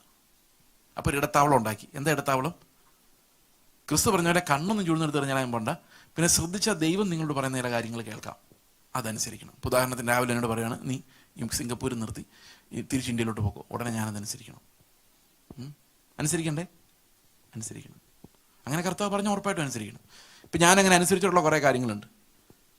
എന്നെ കർത്താവ് കാണിച്ചു തന്ന ആളെയാണ് ഞാൻ കല്യാണം കഴിച്ചത്. എനിക്ക് യാതൊരു പരിചയമില്ലായിരുന്നു, മലയാളി അല്ലായിരുന്നു, എൻ്റെ ഭാഷ അറിയത്തില്ലായിരുന്നു, ഞാനൊന്നും ചോദിച്ചില്ല. കർത്താവ് കാണിച്ചു തന്നു, എൻക്വയറി പോലും നടത്തിയില്ല. ദൈവത്തിൻ്റെ ഹിതമായിരുന്നു. ഓരോ വർഷം ചെല്ലുന്നതോറും ഞങ്ങൾക്കത് മനസ്സിലായിക്കൊണ്ടിരുന്നു. അത് മതി, സന്തോഷം. അനുസരിച്ചല്ലോ, അനുസരിച്ച്. എനിക്ക് പ്രസംഗിക്കാൻ പറ്റുമോ? പ്രസംഗിക്കാൻ പറ്റില്ല. കാരണം ഓരോരുത്തരോട് ദൈവം എന്താ പറയുന്നതല്ല ഓരോരുത്തരോടും വ്യത്യസ്തമാണ്. ഇനി ഒരുത്തം പറയാണ് അങ്ങനെ സംഭവിച്ചു കേട്ടോ, ഞാനിങ്ങനെ കല്യാണം കഴിച്ചെന്ന് ഞാൻ പറഞ്ഞു, ആദ്യകാലത്ത് വിവരക്കേട് കാരണം ഇതെല്ലാം നീതിയായിട്ട് തോന്നുമായിരുന്നു. അപ്പം ഞാനിത് 1-2 പേരോടൊക്കെ ഞങ്ങളുടെ ഓങ്കോളി, അപ്പോൾ അവരിലൊരു ബ്രദർ കല്യാണം കഴിച്ചപ്പം ഇങ്ങനെ ഒന്നും നോക്കാതെ പോയി കല്യാണം കഴിച്ച് കുറേ കഴിഞ്ഞപ്പോൾ എന്നോട് പറയാം, ബ്രദർ പറഞ്ഞിട്ടാണ് ഞാൻ എങ്ങനെ ചെയ്തത്, ഇപ്പോൾ ആകെ വെള്ളത്തിലായിരിക്കുകയാണ്, ഞങ്ങൾ തമ്മിൽ എപ്പോഴും മഴക്കാണ്. അപ്പോഴെനിക്ക് മനസ്സിലായത് ഓരോരുത്തർക്കും ദൈവം കൊടുക്കുന്ന ഓരോ വിളിയുണ്ട്. അത് യൂണിവേഴ്സൽ ലോ ആയിട്ട് അപ്ലൈ ചെയ്ത് കഴിഞ്ഞാൽ ഈ കർത്താവിൻ്റെ ശബ്ദം ശരിക്ക് കേൾക്കാത്തവരെല്ലാം കുഴി പോയിച്ചാൽ. പക്ഷെ അദ്ദേഹത്തെ കുഴിയിൽ വിട്ടില്ല ദൈവം. അവർ തമ്മിൽ കുറേ കാലം എടുത്തെങ്കിലും ഭയങ്കര സ്നേഹത്തിലായി. പക്ഷെ അപ്പോൾ എനിക്കൊരു കാര്യം മനസ്സിലായി, ഞാൻ ചെയ്ത കാര്യം പറഞ്ഞുകൊണ്ടിരുന്ന ഒരുത്തിനെയും രക്ഷിക്കാൻ പറ്റില്ല. കർത്താവ് ചെയ്ത കാര്യത്തിലേക്ക് തിരിഞ്ഞില്ലെങ്കിൽ ഞാൻ ഉൾപ്പെടെ ആരും രക്ഷപ്പെടില്ലെന്നും, ഞാൻ ചെയ്തതിൻ്റെ എല്ലാം കൗണ്ടർ ഫോഴ്സ് ദൈവത്തോട് കടമായി ഞാൻ കടം വീട്ടുന്നതിനായിട്ട് അനുഗ്രഹം ചോദിക്കുന്നു. ഇപ്പം ചില സഹോദരന്മാരിങ്ങനെ തീഷ്ണതയിൽ വിചാരിക്കും, ഞാൻ ഒരു അനാഥ പെൺകുട്ടിയെ കല്യാണം കഴിക്കുള്ളൂ, ഭയങ്കര കെട്ടിക്കഴിഞ്ഞാൽ ഭയങ്കര കൗണ്ടർ ഫോഴ്സ് ആയിരിക്കും അവളോട്. ഞാൻ നിന്നെ എങ്ങനെ കെട്ടിക്കൊണ്ടോ, നിന്റെ ഭൂതകാലം നിനക്ക് ഓർമ്മയുണ്ടോ? നമ്മൾ ചോദിച്ചില്ലെങ്കിൽ പോലും മനസ്സിൽ വരും, ഞാൻ എന്ത് ത്യാഗം സഹിച്ച് ഇവിടെ കെട്ടിയിട്ടുള്ള തർക്കുത്തരം പറയുന്ന കേട്ടില്ല. ചോദിക്കും, തമ്മിത്തല്ലും അടിയും ബഹളമായിരിക്കും. കാരണം അവളും ആഗ്രഹിക്കുന്നൊരു സെൽഫ് റെസ്പെക്റ്റാണ്. പക്ഷെ ഇത് ഇയാളുടെ അടുത്ത് കൊടുക്കുകയല്ല, ഇയാളുടെ കൗണ്ടർ ഫോഴ്സ് ഭയങ്കരമായിരിക്കും. മനസ്സിലാവുന്നുണ്ടോ? അപ്പോൾ ഈ ഹ്യൂമൻ പ്രവൃത്തികളൊന്നും നമുക്ക് അനുകരണീയമായിട്ട് വെക്കാൻ പറ്റില്ല. വിശ്വാസത്താൽ യാത്ര ചെയ്യുമ്പോൾ ദൈവം കാണിച്ചു തരുന്നതിലൂടെ നടക്കാൻ മാത്രമേ പറ്റുള്ളൂ. ഉദാഹരണത്തിന് എന്നോട് കർത്താവ് പേഴ്സണലായിട്ട് പറഞ്ഞ കാര്യങ്ങൾ കുറച്ചൊക്കെ, ഒരു പെർസെൻറ്റേജ് ഒക്കെ അതൊരു പെർഫെക്റ്റ് അകത്തുനിന്നുള്ള അകപ്പയുടെ കാര്യം വിട്ടാ പുറമേ ഉള്ള കാര്യം കുറേയൊക്കെ ചെയ്തിട്ടുണ്ട്. എല്ലാം തുറന്നു പറയാൻ പറ്റില്ല. പക്ഷേ എന്നോട് കർത്താവ് പറഞ്ഞൊരു കാര്യം, വീട്ടിൽ നിന്ന് സ്വത്ത് വാങ്ങിക്കണ്ട, ഓക്കെ വേണ്ട, അപ്പുറത്തുനിന്ന് ഇപ്പുറത്തുനിന്ന് വാങ്ങിക്കണ്ട. അപ്പോൾ ഒരു തീരുമാനം എടുത്തു, കർത്താവിൻ്റെ വേല കൊണ്ടും പൈസ ഉണ്ടാക്കൂല, ജീവിക്കുകയുള്ളൂ, ബാലൻസ് വയ്ക്കില്ല, അങ്ങനെയുള്ള പരിപാടികളും ചെയ്തില്ല. അങ്ങനെ ഒരു തീരുമാനം എടുത്തു എൻ്റെ കൂടെ. അപ്പം ഞാൻ നിങ്ങളോട് പറയാമെന്ന് വിചാരിച്ചു, നിങ്ങൾ പരമ്പരാഗത സ്വത്തുകൾ വാങ്ങിക്കരുത്, നിയമമായുണ്ട്. എൻ്റെ അനുസരണ കേട്ടോ, എന്നെ നോക്കാൻ പറയൂ. അപ്പം നിങ്ങൾ ഇതൊക്കെയാണ് കാണുന്നത്. നിങ്ങൾ വിചാരിക്കുക ശരിയാ, ചേസ് പാസ്റ്റർ ചെയ്തോലെ ചെയ്യണം. പക്ഷെ അവസാനം കഷ്ടപ്പാട് വരുമ്പം ആ മനുഷ്യൻ പറഞ്ഞു കേട്ട് എന്ത് ചെയ്യും? ഓരോരുത്തരുടെ സാഹചര്യങ്ങൾ വ്യത്യാസം, ഓരോരുത്തരോട് പറയുന്ന വ്യത്യാസം. ഇനി പറയാണ്, ഇങ്ങനെ ഒരു ടീച്ചിങ് വന്നെന്ന് വിചാരിച്ചോ, ദൈവം നിങ്ങളോട് പറയുന്നതെല്ലാം നിങ്ങൾ അനുസരിക്കണം എന്നൊരു ടീച്ചിങ് വന്നാൽ പോലും ചില ആൾക്കാർ പറയാം, എന്നോടൊന്നും പറയുന്നില്ല ബ്രദറെ. കേട്ടിട്ടുണ്ടോ അത്? എന്നോടൊന്നും പറയുന്നില്ല. എത്ര പേരുണ്ട് പറഞ്ഞിട്ടുണ്ടെന്നറിയോ, ഞങ്ങൾ ദൈവത്തിൻ്റെ ശബ്ദം കേൾക്കുന്നേ ഇല്ല എന്ന് പറഞ്ഞിട്ടില്ലേ? അവർ കുറച്ചൊക്കെ സത്യസന്ധരാ, അവർ കേൾക്കുന്നില്ല സത്യമോ. പക്ഷെ കേട്ടു എന്ന് പറയുന്നവരൊന്നും ദൈവത്തിൻ്റെ ശബ്ദമാണെന്ന് നിർബന്ധമൊന്നുമില്ല. ഈ നല്ലതെന്ന് തോന്നുന്നു മനസ്സിൽ വരുന്നതും ശരിക്കും നടക്കുന്നതും ഒക്കെ ദൈവത്തിൻ്റെ ഹിതം നമ്മളങ്ങ് അസ്യൂം ചെയ്യുക. എൻ്റെ പ്രിയ സഹോദരങ്ങളെ, ദൈവത്തിൻ്റെ ശബ്ദവും നമ്മുടെ പ്രാണനിൽ നിന്ന് വരുന്ന ശബ്ദങ്ങൾ തിരിച്ചറിയണമെങ്കിൽ തന്നെ നമ്മൾ വചനത്തിൻ്റെ തരക്കത്താൽ അഭ്യാസം വന്നു വരും. വചനം എന്ന വാള് നമ്മുടെ പ്രാണനെയും ആത്മാവിനെയും രണ്ടായി വിഭജിച്ചതുമായിരിക്കണം. അതിന് നല്ല മെച്യൂരിറ്റി ഉണ്ടെങ്കിലേ അത് തിരിച്ചറിയാൻ പോലും പറ്റുള്ളൂ. അതുകൊണ്ട് ദൈവം എന്ത് പറഞ്ഞു എന്ന് മനസ്സിലാക്കാൻ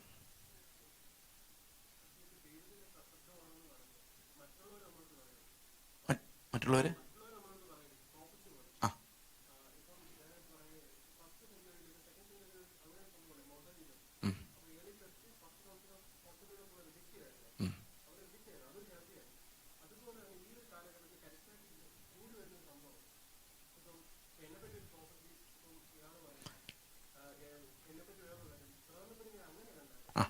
ഓക്കെ അതിനെക്കുറിച്ച് ഞാൻ പറയാം. ഈ ദൈവത്തിൻ്റെ ശബ്ദം തിരിച്ചറിയുന്നതിനെ കുറിച്ച് വേറെ ആൾ പറയുമ്പോഴും നമ്മുടെ തോട്ട്സിലും വരും. എങ്ങനെ തിരിച്ചറിയാം?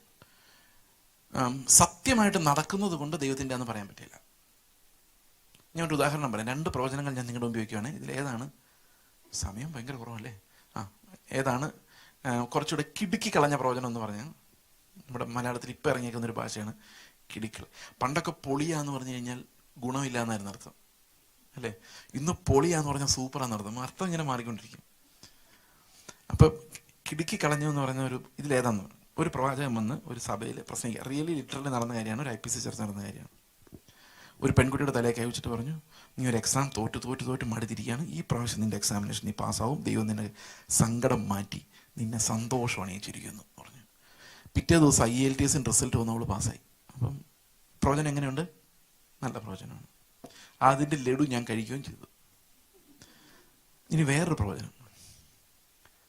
ഒരാളുടെ ഒരു പ്രവാചകൻ പറയാണ്, ഞാൻ നിങ്ങൾക്ക് വേണ്ടി പ്രാർത്ഥിച്ചപ്പോൾ ഞാൻ കണ്ടത് നിങ്ങളൊരു മരത്തിൻ്റെ മുകളിൽ നിന്ന് താഴെ വീഴുന്നതാണ്. അപ്പോൾ ഇദ്ദേഹം പറഞ്ഞു, ഞാൻ മരത്തെ കയറാറില്ല, എനിക്ക് മരം കയറ്റാൻ അറിയത്തില്ല, ഇന്നേ വരെ ഒരു മരത്തിനും കയറിയിട്ടില്ല, അതുകൊണ്ട് മരത്തിൽ നിന്ന് താഴെ വീഴുക എന്ന് പറഞ്ഞ് നടക്കില്ല. പുള്ളി പറഞ്ഞു, ഉറപ്പായിട്ടും നിങ്ങൾ മരത്തിൻ്റെ മുകളിൽ നിന്ന് താഴെ വീഴും. അതുപോലെ നിങ്ങൾ ഇപ്പം ചെയ്തുകൊണ്ടിരിക്കുന്ന ജോലി നിങ്ങൾക്ക് പോവും. നിങ്ങൾക്കൊരു ഗവൺമെൻറ് ജോലി നിങ്ങൾക്ക് ദൈവം വെച്ചിട്ടുണ്ട്. അദ്ദേഹം ഒരു തോട്ടത്തിൽ സൂപ്പർവൈസറായിട്ട് വർക്ക് ചെയ്യുമായിരുന്നു. നല്ല മഴ പെയ്തപ്പോൾ ഒരു മരം പിടർന്ന് വേറൊരു മരത്തിലേക്ക് പോയി ചാരിയിരുന്നു. ഇദ്ദേഹം ആ മരത്തിൻ്റെ മുകളിൽ കയറിയിരുന്നു ഇത് കാണാൻ വേണ്ടി. അതിൻ്റെ മുകളിൽ നിന്ന് വീണു. ഇങ്ങനെയുണ്ട്. അയാൾ ഹോസ്പിറ്റലിൽ കിടന്ന് വയ്യാതെ കിടന്നു. പിന്നെ ആ ജോലി പോയി. പിന്നെ അദ്ദേഹത്തിന് കേന്ദ്ര ഗവൺമെൻറ് ജോലിയും കിട്ടി. ഇതിലേത് പ്രവചനമാണ് സൂപ്പർ പ്രവചനം? 1-മത്തെയോ 2-മത്തെയോ? രണ്ടാമത്തെ. പക്ഷെ ഇനി രഹസ്യം പറയട്ടെ, ഈ 2-മത് പ്രവചിച്ച ആള് ഹിന്ദു കൈനോട്ടക്കാരനാണ്. മരത്തേന്ന് വീണത് എൻ്റെ അപ്പനും. അയാൾ അന്യഭാഷയും കൂടെ പറഞ്ഞായിരുന്നെങ്കിൽ അയാൾ ഇപ്പം അമേരിക്കയിൽ സെറ്റിലായനെ. ഈ സത്യമാണ് എന്ന് വിചാരിച്ച് നമ്മൾ വിശ്വസിക്കരുത്. അത് ആവർത്തന പുസ്തകം 13-ാം പറയുന്നുണ്ട്. ഒരുത്തം വന്ന് വേറൊരു ദൈവത്തെ സെർവ് ചെയ്യുമെന്ന് പറഞ്ഞ പ്രവചനം സത്യമായാലും അത് പരീക്ഷണമായി കണ്ട് തന്നെ അതിനെ റിജക്റ്റ് ചെയ്യണമെന്ന് പറയുന്നുണ്ട്. ഇനി ബ്രദർ പറഞ്ഞ ചോദ്യത്തിൻ്റെ ഉത്തരം, ഈ IELTS പ്രവചനം ദൈവത്തിൽ നിന്നാണോ അല്ലയോ എന്നുള്ളതാണ്. നടന്ന കാര്യമാണ്. മറ്റേത് പിന്നെ വിടാം നമുക്ക്. ഈ IELTS പ്രവചനം പ്രവചിച്ചാൽ ഇങ്ങനെ പറയുമായിരുന്നെങ്കിൽ അത് ഉറപ്പായിട്ടും ദൈവത്തിൻ്റെ ഹിതം ആയിരുന്നേനെ. ഇങ്ങനെ, മോളെ നീ എക്സാമിനേഷൻ എഴുതി തോറ്റ് മടുത്തിരിക്കുകയാണ്, അതിൽ നീ ഒത്തിരി സങ്കടപ്പെടുന്നുണ്ട്. ഈ പ്രാവശ്യം നിന്റെ എക്സാമിനേഷൻ നീ പാസ്സാവും. പക്ഷെ നിന്റെ സന്തോഷം അതിലാകരുത്. നിനക്ക് വേണ്ടി മരിച്ച് നിനക്ക് നിത്യജീവൻ തന്നൊരു കർത്താവുണ്ട്, അവനിൽ നീ സന്തോഷിക്കാവൂ എന്ന് പറഞ്ഞായിരുന്നെങ്കിൽ നമുക്ക് ഉറപ്പാണ് അങ്ങനൊരു പ്രവചനം ആത്മാവിനും മാത്രമേ കൊടുക്കാൻ പറ്റുള്ളൂ. ഒരു ലോകത്തിൻ്റെ ആത്മാവിനും പറയാൻ പറ്റില്ല നീ ക്രിസ്തുവിൽ സന്തോഷിക്കുക, ആ വീണ്ടെടുപ്പിനേക്കാൾ വലുതായി ഒന്നുമില്ല എന്ന് പറയാൻ ലോകത്തിൻ്റെ സ്പിരിറ്റിന് പറ്റില്ല. നിങ്ങൾ ശ്രദ്ധിച്ചിട്ടുണ്ടോ? ഈ എക്സ്റ്റാറ്റിക് ഫോമിൽ നിൽക്കുമ്പം, ശുശ്രൂഷയിൽ നിൽക്കുമ്പം, അങ്ങനെയാണല്ലോ ഈ കരിസ്മ. ആ സമയത്ത് അവർ യേശുവിനെ കൺഫസ് ചെയ്യത്തില്ല. ഈ കള്ളപ്രവാചകന്മാർ അവർ വേറൊരു സ്പിരിറ്റിനെ കുറിച്ചേ പറയുള്ളൂ. നിങ്ങളെ തണുപ്പുള്ള ദേശത്തേക്ക് നടത്തുന്ന, ആകാശത്തോടെ കയറ്റിവിടുന്ന, ഇങ്ങനെ പറയുള്ളൂ.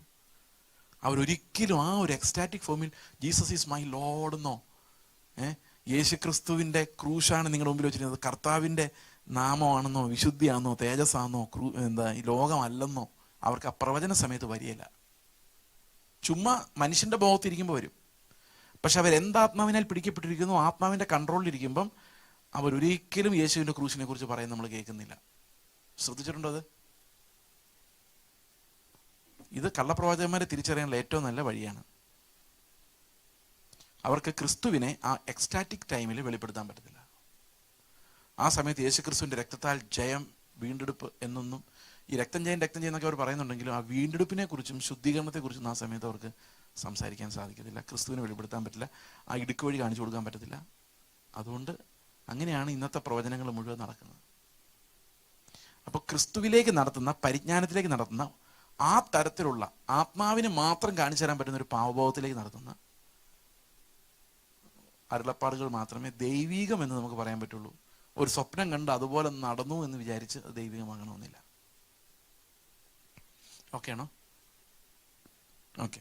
അപ്പോൾ ദൈവത്തിൻ്റെ ശബ്ദത്തെ വിവേചിച്ച്, അപ്പോൾ ഇവർ പറയുന്ന ഒരു കാര്യം എന്ന് പറയുന്നത്, പ്രധാനപ്പെട്ട ഒരു പ്രശ്നം എന്ന് പറയുന്നത് ദൈവം നമ്മോട് പറയുന്ന കാര്യങ്ങൾ അനുസരിക്കണമെന്ന്. That's totally irrelevant. ആ ഒരു കമാൻഡ്മെൻറ്റ് നടപ്പാവുന്ന കാര്യമല്ല. കാരണം അത് വളരെ ആപേക്ഷികമാണ്. ആപേക്ഷികമായ നീതികൾ ഒരുത്തൻ സ്ഥാപിച്ച പോലെ വേറൊരുത്തനാകണമെന്നില്ല. അപ്പോൾ പെലേജിനിസ്റ്റിൻ്റെ ഏറ്റവും വലിയ അപകടം എന്ന് പറഞ്ഞാൽ ഓരോരുത്തരും അവരവരുടെ ഗുരുക്കന്മാരും അവരവരുടെ വിധികർത്താക്കളുമാണെന്നുള്ളതാണ്. ഞാൻ എന്തനുസരിച്ചിട്ടാണ് നീതി ഉണ്ടാക്കേണ്ടതെന്ന് ഞാൻ തീരുമാനിക്കും. ഞാൻ ഇന്ന കാര്യങ്ങൾ ചെയ്തതുകൊണ്ട് ഞാൻ നീതിമാനാണ്. ബൈബിളിൽ അങ്ങനെ ഇല്ലല്ലോ. അതില്ലെങ്കിലും എനിക്കറിയാം ദൈവം എന്നോട് പറഞ്ഞതാണ് ഞാൻ നീതിമാനാണ്. എങ്ങനെയുണ്ട്? നമ്മുടെ ഈ ഗ്രൂപ്പുകൾ കണ്ടിട്ടുണ്ടോ? നിങ്ങൾ ഇനി ശ്രദ്ധിച്ചാൽ മതി. 95% പ്രസംഗങ്ങളും ഈ ഫോർമാറ്റിലാണ് പോകുന്നത്. ക്രിസ്തുവിനെ അല്ല കാണിച്ചു കൊടുക്കുന്നത്. ആ പ്രസംഗം തീരുമ്പം ആ മനുഷ്യൻ എന്നാ വരുന്നത്. ആ ഒരു കൾട്ട് വളർന്നിട്ട് ഇപ്പം ആളുകളെ നോക്കിയാണ് ഈ ആൾക്കാർ കൂടുന്നത്, മെസ്സേജ് നോക്കിയല്ല. നിങ്ങൾ ഇന്നലെ കണ്ടത് ചേസ് പാസ്റ്റർ പറയുന്ന കാര്യങ്ങളാണോ അതോ റോമാലേഖനത്തിൽ എഴുതിയേക്കുന്ന കാര്യങ്ങളാണോ കണ്ടത്? അവിടെ എന്നെ കണ്ടതെങ്കിൽ നിങ്ങളും ആ ഗുരു കൾട്ട് നിങ്ങളെ സ്വാധീനിച്ചിട്ടുണ്ടെന്നതിനർത്ഥം. ഞാൻ ആ റോമാലേഖനം കാണിച്ചു തന്നപ്പോൾ അങ്ങോട്ടൊന്നും കൂടെ നോക്കണമെന്നാണ് തോന്നിയതെങ്കിൽ, എൻ്റെ ദൈവമേ, അങ്ങയുടെ ജ്ഞാനം എന്ത് ഭയങ്കരമാണ്, ആ പൗലോസ് എന്താ എഴുതി വെച്ചിരിക്കുന്നത്, ഞങ്ങൾ നോക്കിയില്ലല്ലോ, ഒന്നും കൂടെ നോക്കാൻ വേദപുസ്തകത്തിലേക്കും ക്രിസ്തുവിലേക്കും തിരിയണമെന്നാണ് നിങ്ങൾക്ക് തോന്നിയതെങ്കിൽ ഓക്കെ, നിങ്ങൾ ആ ഗുരു ഇൻഫ്ലുവൻസ് ഇല്ല. അതല്ലാതെ ഇയാൾ ഇനി എന്ത് പറയുമെന്നാണ് നോക്കുന്നതെങ്കിൽ നിങ്ങൾ പതുക്കെ അതിനകത്തേക്കാണ് ചെല്ലുന്നത്. മനസ്സിലാവുന്നുണ്ട് ഞാൻ പറയുന്നത്? We need to be very much aware of these dividing Christs. ക്രിസ്തു എന്ന് പറഞ്ഞു വരുന്നവർ, ക്രിസ്തു എന്ന് പറയുന്നില്ല, ഡയറക്റ്റായിട്ട് പറഞ്ഞ് നമ്മൾ ഓടിക്കുന്നറിയാം.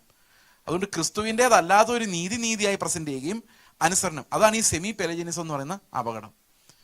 വിശ്വാസം പ്ലസ് പ്രവൃത്തി എന്ന് പറഞ്ഞാൽ ഇനി നിങ്ങൾ വിശ്വസിക്കുമോ? വിശ്വസിച്ചാൽ നിങ്ങൾ ആ കൾട്ടിനകത്ത് തന്നെ ചെന്ന് ചാടും. കാരണം you have to define what obedience. മനസ്സിലാവുന്നുണ്ടോ? എന്തെങ്കിലും സംശയം ഉണ്ടെങ്കിൽ ചോദിക്കാം.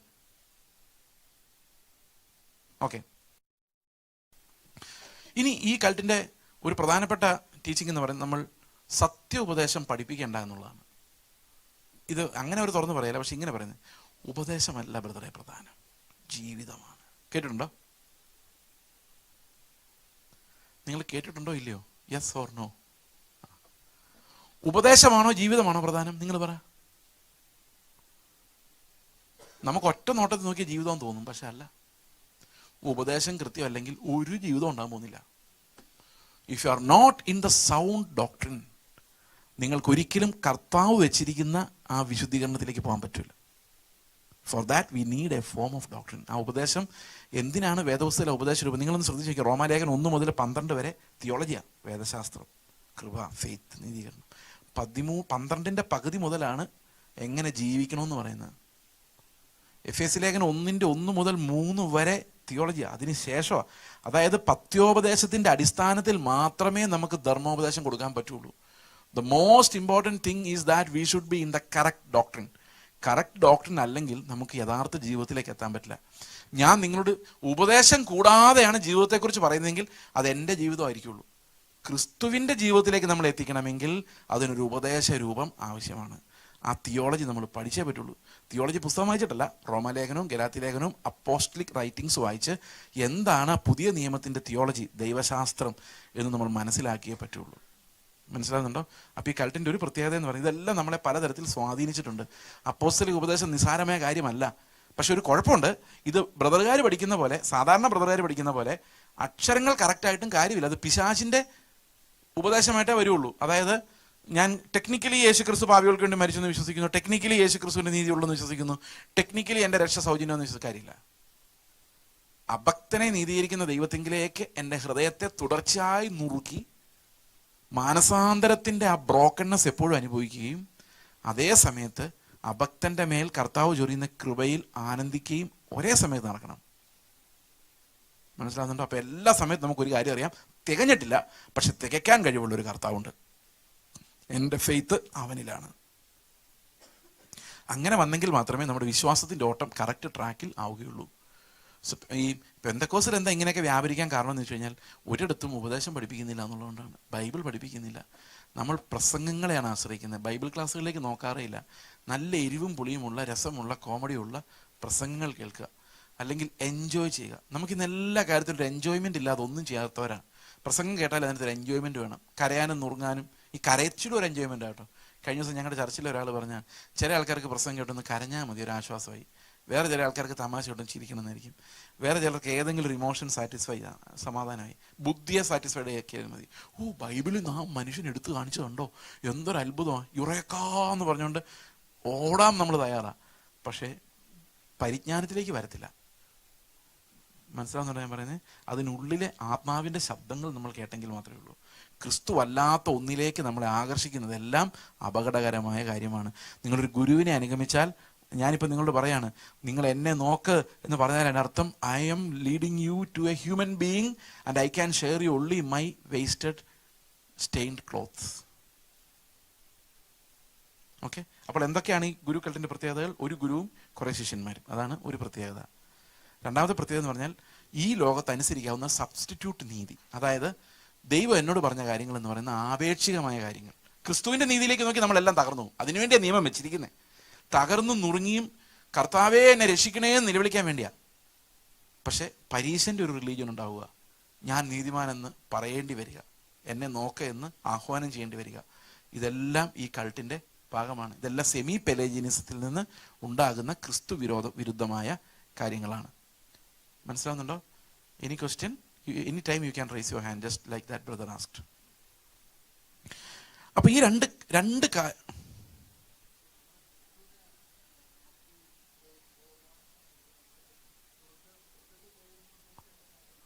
അല്ല അതാണ് ഞാൻ അതാ ചോദിക്കുന്നതിന് മുമ്പ് ഞാൻ പറയട്ടെ, സ്വർഗത്തിൽ പോകുന്ന നോക്കിക്കൊണ്ടല്ല. അത് ഫെയ്ത്ത് എന്താണെന്ന് നമ്മൾ പഠിക്കുമ്പോൾ മനസ്സിലാവും. ഫെയ്ത്തിനെ കുറിച്ച് ഞാൻ വീഡിയോസിൽ പലയിടത്തും സംസാരിച്ചിട്ടുണ്ട്. വിശ്വാസം എന്നാൽ എന്ത് ഫെയ്ത്താണ് നമ്മളെ രക്ഷിക്കുന്നത്? പ്യുവർ ലവ് മാത്രമാണ്. ഭയത്തെ പുറത്താക്കുന്ന, സ്വാർത്ഥതയെ പുറത്താക്കുന്ന അഗപ്പെ ഒന്നുകൊണ്ട് മാത്രമാണ് ഞാൻ ക്രിസ്തുവിനെ നേടാനാണ് ആഗ്രഹിക്കുന്നത്. സ്വർഗത്തിൽ പോകണമെന്ന് എനിക്ക് ഒരാഗ്രഹവും ഇല്ല. I don't desire heaven, I desire Christ. ക്രിസ്തു സ്വർഗത്തിലായതുകൊണ്ട് മാത്രമാണ് സ്വർഗത്തിൽ പോകുന്നത് എനിക്ക് സന്തോഷമാണ്.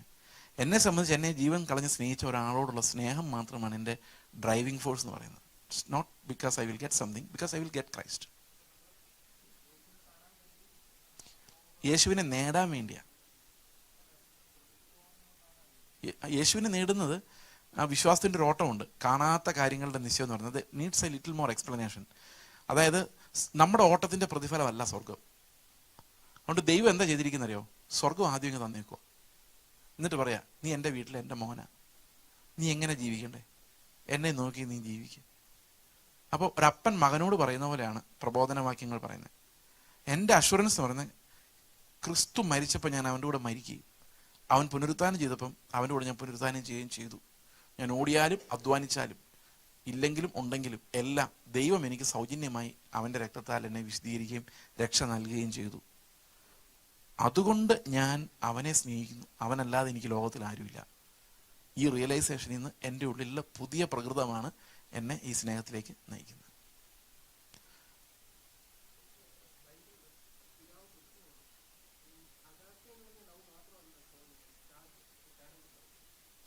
I will explain that. ഞാൻ വിശ്വസിക്കുന്നത് എല്ലാ മറ്റ് സ്നേഹങ്ങളെയും ഫൗണ്ടേഷൻ അഗപ്പെ എന്നാണ്. അതായത് ഇപ്പം ക്രിസ്ത്യാനി ആയി കഴിഞ്ഞാൽ ദൈവത്തിൻ്റെ സ്നേഹം അഗപ്പെ മാത്രമാണ്. അതിൻ്റെ ഒരു കമ്പണൻ്റാണ് പേരൻ്റൽ ലവ്. അതിൻ്റെ ഒരു കമ്പണൻ്റ് തന്നെയാണ് ഇറോട്ടിക് ലവ് എല്ലാം. ഉദാഹരണത്തിന് ഭാര്യാഭർത്തൃ ബന്ധം നമുക്കൊരു എക്സാമ്പിൾ ആയിട്ട് എടുക്കാം. How that becomes agape. എൻ്റെ ജീവിതത്തിൽ എന്നെ ദൈവം പഠിപ്പിച്ചൊരു കാര്യമാണ്, ഭാര്യയും ഭർത്താവും തമ്മിലുള്ള ബന്ധത്തിൻ്റെ റീസൺ ഇറോട്ടിക് ലവ് അല്ല, അഗപ്പയാണെന്നുള്ള കാര്യം. Suppose my wife is incapacitated, sick from day one. എന്നെ ദൈവം വിളിച്ചിരിക്കുന്നത് ഈ മാരിറ്റൽ ലൈഫിൽ നിന്ന് കിട്ടുന്ന പ്ലഷർ കലർന്ന ആ ഒരു ലവിന് വേണ്ടിയല്ല. കർത്താവ് എനിക്ക് അൺകണ്ടീഷണലായി യാതൊരു വർത്തും ഇല്ലാത്ത എനിക്ക് തന്ന ആ സ്നേഹത്തിൻ്റെ വിതരണമാണ്. അതൊരു ഭാര്യയ്ക്ക് കൊടുക്കുമ്പോൾ അതിനകത്ത് ഇറോട്ടിസിസം പെർമിറ്റഡ് ആണ്.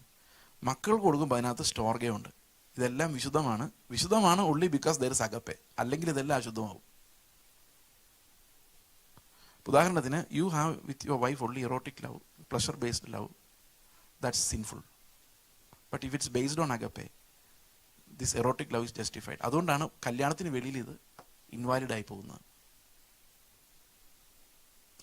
ദൈവത്തിൻ്റെ സ്നേഹത്തെയാണ് നമ്മൾ അഗപ്പെ എന്ന് പറയുന്നത്. The only thing is it's unconditional and doesn't demand anything back. അതിൻ്റെ ഫൗണ്ടേഷനിലെ ബാക്കി എല്ലാ ഫീലിങ്സും ഇമോഷൻസും. ഞാൻ ലവ് എന്ന് വിളിക്കുമ്പം ഈ അഗപ്പയെ മാത്രമേ ഞാൻ ലവ് എന്ന് വിളിക്കുന്നുള്ളൂ. ബാക്കിയുള്ളതെല്ലാം ഹ്യൂമൻ ഫീലിങ്സിനകത്തുനിന്ന് ഉണ്ടാകുന്നതാണ്. അഗപ്പെ ശരിക്കും ദൈവത്തിൻ്റെ അഗപ്പെ, ഞാൻ ഇതൊരിടത്ത് സംസാരിച്ചിട്ടുണ്ടെന്ന് എനിക്ക് തോന്നുന്നു. ദൈവത്തിൻ്റെ അഗപ്പെ ഫുള്ളി ബ്ലോൺ ആകുമ്പോൾ അതിനകത്ത് കരുണ, സ്നേഹം, എല്ലാ ഇമോഷൻസിൻ്റെയും ഒരു പ്രോപ്പർ ഓർഡറുണ്ട്. അത് ആത്മാവിൽ നിന്ന് വരുന്നതാണ്. ഉദാഹരണത്തിന്, കർത്താവിന് എന്നോട് കാണിച്ച അഗപ്പെ എന്ന് പറയുന്നത് അവൻ്റെ കരുണയുടെ പെർഫെക്റ്റ് ഇല്ലസ്ട്രേഷനാണ്. എന്നെപ്പോലൊരുത്തിനെ സ്നേഹിച്ചെങ്കിൽ അഗപ്പെ കാണിച്ചു കൊടുക്കാൻ പറ്റുമായിരുന്നുള്ളൂ.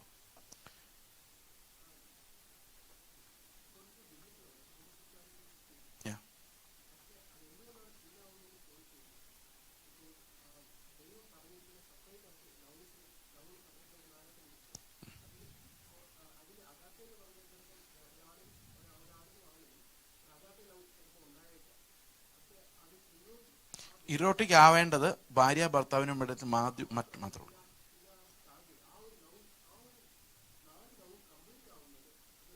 തിരിച്ചാ ഞാൻ ചിന്തിക്കുന്നത്. 4 ലവും കംപ്ലീറ്റ് ആവുകയല്ല ചെയ്യുന്നത്. ഇതിൽ നിന്ന് മാത്രമേ ആ 4 ലവും ഉണ്ടാകാവുന്ന. ഇപ്പം എനിക്കൊരു പുരുഷനോട് അഗപ്പയുണ്ട്, പക്ഷെ അതിനകത്ത് ഇറോട്ടിസം ഉണ്ടാകാൻ പാടില്ല. അതായത് ഓരോ തരത്തിൽ ഓരോരുത്തരുടെ അഗപ്പെ ഡിസ്ട്രിബ്യൂട്ട് ചെയ്യപ്പെടുന്ന വ്യത്യാസമായിട്ടാണ്. അത് ഡിവൈൻ ലോ അനുസരിച്ചാണ് ഡിസ്ട്രിബ്യൂട്ട് ചെയ്യപ്പെടുന്നത്. ഡ്യുവാലിറ്റി, ഹ്യൂമൻ, ഇപ്പം ഹോമോസെക്ഷുവാലിറ്റി എന്ന് പറയുന്ന ഈ അഭിഷിക്തന്റെ പരിപാടികൾ, ഒരു സ്ത്രീ പുരുഷ ഡ്യുവാലിറ്റി ദൈവം വെച്ചിട്ടുണ്ട്. മനസ്സിലായോ? ഉണ്ടോ? നാച്ചുറലി ദേ ആർ 2 അല്ലേ? സ്ത്രീയും പുരുഷൻ 2 അല്ലേ? ഹോമോസെക്ഷുവാലിറ്റി എന്താ ചെയ്യുന്നത്? ആ ഡ്യുവാലിറ്റി എടുത്ത് കളയാ ചെയ്യുന്നത്. മനസ്സിലാവുന്നുണ്ടോ? അതായത് man and woman are 2, duality ഉണ്ട്. ആ ഇറോട്ടിക് ലവ് എന്ന് പറഞ്ഞാൽ എവിടെ ഉണ്ടാകുന്നുള്ളൂ? ഡ്യുവാലിറ്റി എന്ന് ഉണ്ടാകുന്നത്. ഓക്കെ. പക്ഷേ ഭാര്യ ഭർത്തൃ ബന്ധം അല്ലാതെ ഒരു മാൻ ആൻഡ് മാൻ അല്ലെ വുമൺ ആൻഡ് വുമൺ ഉണ്ടായി കഴിയുമ്പം അത് ആ ഡ്യുവാലിറ്റിയെ നിഷേധിച്ചു. അതായത് സ്ത്രീ പുരുഷ വ്യത്യാസത്തെ നിഷേധിക്കുകയല്ലേ ചെയ്യുന്നത്. മനസ്സിലാവുന്നുണ്ടോ? എനിക്ക് സ്ത്രീ എന്ന് നിർബന്ധമില്ല എന്ന് വന്നു കഴിയുമ്പോൾ I M denying that duality that God created അല്ലേ? അതുപോലെ തന്നെ അത് എവിടെ നിന്ന് വന്നെന്നാ പറഞ്ഞേ? ദൈവത്തെ മഹത്വപ്പെടുത്താതെ സൃഷ്ടിക്ക് മഹത്വം കൊടുത്തതുകൊണ്ട് ദൈവം അവരെ അപമാന രാഗങ്ങൾക്ക് ഏൽപ്പിച്ചു. അപ്പം ദൈവം മനുഷ്യൻ ഡ്യുവാലിറ്റി ഉണ്ട്. അതുപോലെ തന്നെ ദൈവം മനുഷ്യൻ duality. God is not man, man is not God. Christ became man, അത് നമുക്കറിയാം. പക്ഷെ ദേ ആർ 2, ഒരു ഡ്യുവാലിസം ഉണ്ട് അല്ലേ? Man can never be God. അപ്പോൾ ആ ഡ്യുവാലിറ്റിയെ നിഷേധിക്കുകയാണ് എന്ത് ചെയ്യുന്നത്? ഒരു ഹ്യൂമൻ ബീയിങ്ങിനെ നമ്മൾ എക്സ്റ്റോൾ ചെയ്യുമ്പോൾ. മനസ്സിലാവുന്നുണ്ടോ? അപ്പൊ ദൈവമല്ലാത്ത ഒന്നിനെ വാഴ്ത്തുമ്പോൾ, വെനറേറ്റ് ചെയ്യുമ്പോൾ, the same sin of denying the duality that God created, അത് തന്നെയാണ് ഹോമോസെക്ഷുവാലിറ്റി റിലീസ്ഡ് ആകുന്നതെന്നാണ് റോമാലേഖനത്തിൽ പറയുന്നത്. എനിക്കത് ഭയങ്കര ഇൻട്രസ്റ്റിംഗ് ആയിട്ട് തോന്നി. കാരണം ദീസ് 2 sins coalesce into 1. അപ്പൊ ഡ്യുവാലിറ്റിയുടെ നിഷേധമാണ് ഹോമോസെക്ഷുവാലിറ്റി എന്ന് പറയുന്നത്. That's a sin against God's creation. ഞാൻ പറയുന്നത് എൻ്റെ ലൈഫിൻ്റെ എക്സ്പീരിയൻസ് ആട്ടോ ഇത്. Fully I cannot say whether eroticism comes first or agape love comes first. എന്നെ സംബന്ധിച്ച് എന്നെ കർത്താവ് പഠിപ്പിച്ച ഒരു പാഠമാണ് എൻ്റെ ജീവിതത്തിലൂടെ. Erotic love, it happens or does not happen, it's not a big concern. What's my concern is where there is agape.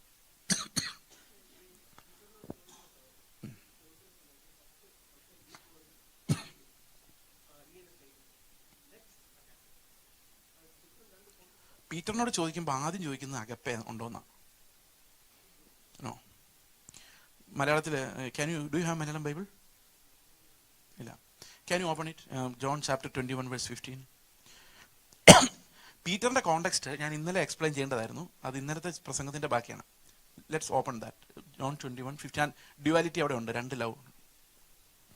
അവർ പ്രാതൽ കഴിച്ച ശേഷം യേശു ശിമോൻ പത്രോസിനോട്, യോഹന്നാന്റെ മകനെ ശിമോൻ, നീ ഇവരിലധികം എന്നെ സ്നേഹിക്കുന്നു എന്ന് ചോദിച്ചു. That's A question. ലവ്, അതിനാണ് അഗപ്പെ എന്ന് പറയുന്നത്. അൻപെന്നാണ് അത് തമിഴിൽ ട്രാൻസ്ലേറ്റ് ചെയ്തിരിക്കുന്നത്. അൻപായിരിക്കാർ. ഉത്തരം, ഉവ്വ് കർത്താവ്, എനിക്ക് നിന്നോട് പ്രിയമുണ്ട്, ഫീലയോ. അൻപ് ആൻഡ് നേസിക്കിറേൻ, ഇൻ തമിഴ് ഇറ്റ് ഈസ് നേസിക്കിറേൻ, രണ്ട് വാക്കാണ്. ചോദ്യത്തിൽ കർത്താവ് ആദ്യം ചോദിക്കുന്നത് അൻപായിരിക്കാർ, ഡു യു ലവ് മീ? ഉത്തരം നേസിക്കിറേൻ, എനിക്ക് നിന്നോട് പ്രിയമുണ്ട്. രണ്ടാമത്തെ ചോദ്യം നോക്കി, 16 വാക്യം.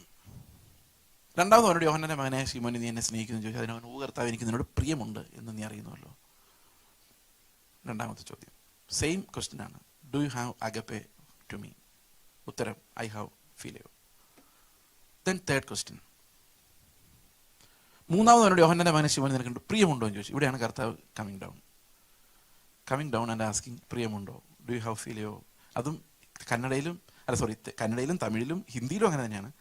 ആ മുझ पर പ്രേം രക്തേ ഹോ ചോദിക്കുന്നു, പ്രിയ ഹേ എന്നുത്തരം. ഇത് ശരിക്കും കർത്താവ് ഇങ്ങനെ ചോദിക്കാൻ ഒരു കാരണമുണ്ട്.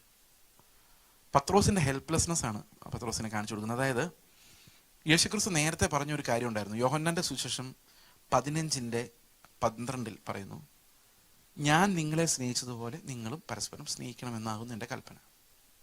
അടുത്ത, തൻ്റെ സ്നേഹിതന് വേണ്ടി ജീവനെ കൊടുക്കുന്നതിനേക്കാളും അധികം സ്നേഹം ആർക്കും ഇല്ല. ഓക്കെ, അപ്പൊ പത്രോസിനൊരു കാര്യം മനസ്സിലായി, ഇവനെ സ്നേഹിക്കണമെങ്കിൽ എന്ത് ചെയ്യേണ്ടി വരും? ജീവൻ കൊടുക്കേണ്ടി വരും. അപ്പൊ കുറെ കഴിഞ്ഞപ്പം കർത്താവിനോട് പറഞ്ഞു, ശീമോനെ, നിന്നെ ഗോതമ്പ് പോലെ പാറ്റേണ്ടതിന് സാത്താൻ ആലോചിച്ചു, ഞാൻ നിന്റെ വിശ്വാസം പോകാതിരിക്കാൻ നിനക്ക് വേണ്ടി അപേക്ഷിച്ച് പറഞ്ഞപ്പോൾ യോഹന്നാൻ പത്രോസ് പറയുന്നൊരു കാര്യമുണ്ട്, നീ എന്നെക്കുറിച്ച് ഇങ്ങനെ വിഷമിക്കേണ്ട, ഞാൻ നിനക്ക് വേണ്ടി ചാകാനും, അതായത് അഗപ്പെ, നിനക്ക് വേണ്ടി ജയിലിൽ കിടക്കാനും ഞാൻ തീരുമാനം എടുത്തിരിക്കുന്ന ആളാണ്. It's possible for me to love you എന്ന് തന്നെയാണ് പറയുന്നത്. എനിക്ക് സാധിക്കും, എനിക്ക് നിന്നോട് അത്ര സ്നേഹമുണ്ട്, ഞാൻ നിനക്ക് വേണ്ടി മരിക്കും. അപ്പോൾ he's claiming that he has agape, but he failed. അപ്പോൾ ഫെയിലായി കഴിഞ്ഞ് കർത്താവ് ചോദിക്കും, എങ്ങനെയുണ്ട്, നിനക്ക് ഇപ്പോഴും എന്നോട് സ്നേഹമുണ്ട്, നിനക്ക് വേണ്ടി മരിക്കാൻ തയ്യാറാണോടാ എന്ന് ചോദിക്കുന്നത്. ശരിക്കും അത് തന്നെ ചോദിക്കുന്നത്, നിനക്ക് വേണ്ടി മരിക്കാൻ തയ്യാറാണോ? കർത്താവ്, എനിക്ക് നിന്നെ ഭയങ്കര ഇഷ്ടമാണ്. രണ്ടാമത്തെ ചോദ്യം, നീ എനിക്ക് വേണ്ടി മരിക്കാൻ തയ്യാറാണോ? ശരിക്കും എനിക്ക് നിനക്ക് ഭയങ്കര ഇഷ്ടമാണ്. മൂന്നാമത്തെ ചോദ്യം, നിനക്ക് എന്നോട് ഇഷ്ടമെങ്കിലും ഉണ്ടോടാ? അപ്പോഴും അവൻ കരയുന്നു. ഇതിങ്ങനെ തന്നെയാണോ കർത്താവ് ചോദിക്കുന്നത് അറിയാൻ വേണ്ടി നമുക്കൊരു വഴിയും കൂടെ. ഈ 21:15 അടുത്ത വാക്യം വെച്ച് 18, ഇതാണ് കർത്താവ് മരിക്കാൻ തയ്യാറാണെന്ന് തന്നെ ചോദിക്കുന്നത്. അഗപ്പേന്ന് ചോദിക്കുന്നത് unconditional love that can even lead you to death and you will not complain. ആമേൻ ഞാൻ നിന്നോട് പറയുന്നു, സത്യമായിട്ടും ട്രൂ ആയിട്ട് ഞാൻ നിന്നോട് പറയുന്നു, നീ യൗവനക്കാരനായിരുന്നപ്പോൾ നീ തന്നെ അരകെട്ടി നിനക്ക് ഇഷ്ടമുള്ളത് നടന്നു. അതാണ് നിനക്ക് എന്ത് ചെയ്യാൻ പറ്റാത്തത്? അൺകണ്ടീഷണൽ അഗപ്പയിലോട്ട് വരാൻ പറ്റാത്തത്. വയസ്സനായ ശേഷമോ നീ കൈ നീട്ടുകയും മറ്റൊരുത്തൻ നിന്റെ അരകെട്ടി നിനക്ക് ഇഷ്ടമില്ലാത്തത് നിന്നെ കൊണ്ടുപോവുകയും ചെയ്യുമെന്ന് പറഞ്ഞു. അപ്പം നിന്റെ റിസോഴ്സസ് നീ പിടിവിട്ട് കഴിഞ്ഞാൽ നീ വൃദ്ധനാകുമ്പോൾ വേറൊരാളുടെ സഹായം നിനക്ക് വേണ്ടി വരുന്നൊരു കാലഘട്ടത്തിൽ നിനക്ക് അങ്ങനെ ചെയ്യേണ്ടി വരും. അടുത്ത വാക്യം, അതിനാൽ അവൻ ഇന്ന വിധം മരണം കൊണ്ട് ദൈവത്തെ മുഖത്ത് കൊടുത്തു. ആദ്യം മരണത്തെ കണ്ട് ഓടിയവനാ. അപ്പോൾ അവൻ എന്തില്ലാത്തതുകൊണ്ടാണ് മരിക്കാത്ത? അഗപ്പയില്ലാത്തതുകൊണ്ട്. അപ്പോൾ ഇവൻ ജീവിച്ച് വരുമ്പം ആത്മാവിൻ്റെ ഫലമായി ഇതേ അഗപ്പ അവൻ്റെ ഉള്ളിൽ വരും. അന്ന് അവൻ പറയും, നീ എന്നെ കൊന്നോ കുഴപ്പമില്ല, എനിക്ക് കർത്താവ് കഴിഞ്ഞിട്ടേ ആരുള്ളൂ. അത് അവൻ്റെ ഉള്ളിൽ ഉണ്ടാക്കാൻ അവനെ കൊണ്ട് പറ്റില്ല. അവൻ ആദ്യം വിചാരിച്ചിരുന്നത് it's possible for my flush എന്ന്. പക്ഷെ പിന്നെ മനസ്സിലാകുന്നത് കർത്താവ് ഡിമാൻഡ് കുറച്ച് വേറൊരു ഗുരുവിൻ്റെ ഡിമാൻഡിലോട്ടൊന്നും വരുന്നില്ല. അവൻ്റെ ഡിമാൻഡിന് ഒരു മാറ്റവും ഇല്ല. പക്ഷെ അത് നമ്മളിൽ പ്രവർത്തിക്കുന്നത് അവൻ തന്നെയാണ്. അവന് മാത്രമേ അത് ഉളവാക്കാൻ സാധിക്കുള്ളൂ. അതാണ് പത്രോസിനെയും കൊണ്ട് നമ്മൾ പഠിക്കുന്ന ഏറ്റവും വലിയ പാഠം. അപ്പോൾ യോഹന്നാൻ്റെ കാര്യം അവന് ശിഷ്യന്മാർ ചോദിക്കുന്നുണ്ട്. യോഹന്നാൻ്റെ കാര്യം പറയുമ്പോൾ അവൻ എപ്പോൾ ജീവിക്കണമെന്ന് മരിക്കണമെന്ന് ഞാൻ തീരുമാനിക്കും എന്ന് പറഞ്ഞാൽ അർത്ഥം എന്താ? മരിക്കണോ ജീവിക്കണോ എന്ന് പോലും തീരുമാനിക്കാൻ നമുക്ക് ആഗ്രഹിക്കാനോ അവകാശം പറയാനോ പറ്റാത്ത രീതിയിലാണ് ദൈവത്തിൻ്റെ അഗപ്പെ നമ്മളെ സ്വാധീനിക്കുന്നത്. അതായത് I am ready to die, ready to leave, as you say. പക്ഷെ I have only you and nothing else. ഇതാണ് നമ്മുടെ മോട്ടീവ്. ഓക്കെ, അപ്പോൾ ഈ മോട്ടീവാണ് നമ്മളെ ഒബീഡിയൻസിലേക്ക് നയിക്കുന്നത്. മനസ്സിലാവുന്നുണ്ടോ? Obedience is not because I will become a son after obeying. No, I am a son, that's why obey. ഞാനൊരു ചെറിയ കാര്യം പറയാം. എൻ്റെ വീട്ടിൽ എൻ്റെ മകൻ എന്നെ അനുസരിക്കുന്നത് ഇങ്ങനെ ആയതുകൊണ്ടാന്ന് വിചാരിച്ചോ. അവനെ ഞാനോട് പറയാണ്, എടാ നീ ഞാൻ പോകുമ്പം ഈ റൂമൊക്കെ ഒന്ന് അടിച്ചു വാരിയിട്ടേക്കണം കേട്ടോ എന്ന് പറയണം. അപ്പം വിചാരിക്കുക, ഈ റൂം അടിച്ചു വാരിയിട്ടില്ലെങ്കിൽ എൻ്റെ അപ്പൻ എന്നെ പുറത്തെറിഞ്ഞ് കളയും. അടിച്ചു വാരിയേക്കാം. അതിനകത്ത് വിശദീകരണമില്ല. അതേസമയത്ത് ഞാനൊന്നും പറയുന്നില്ല, കൽപ്പനകൾ കൊടുക്കുന്നേ ഇല്ല. ഞാൻ ഇവിടെ നിന്ന് ഇറങ്ങി പോകുമ്പം അവനറിയാം ഈ റൂമെല്ലാം ഇങ്ങനെ കിടക്കുക, എൻ്റെ അപ്പൻ എനിക്ക് വേണ്ടി എന്തെല്ലാം ചെയ്തതാണ്, എനിക്കൊന്ന് അടിച്ചു വാരിയിട്ട് അപ്പന് സന്തോഷമാവില്ല, ഞാനൊന്ന് അടിച്ചു വാരിയിട്ടേക്കാം. ഏതിനകത്താണ് വിശുദ്ധീകരണം ഉള്ളത്?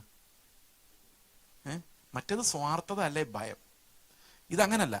ഞാൻ പാപി ആയിരിക്കുമ്പം തന്നെ എനിക്ക് വേണ്ടി എല്ലാം കളഞ്ഞ ഒരു കർത്താവിൻ്റെ മുമ്പിലാണ് ഞാൻ എന്നും ജീവിക്കുന്നത്, എന്നും ഇരിക്കുന്നത്.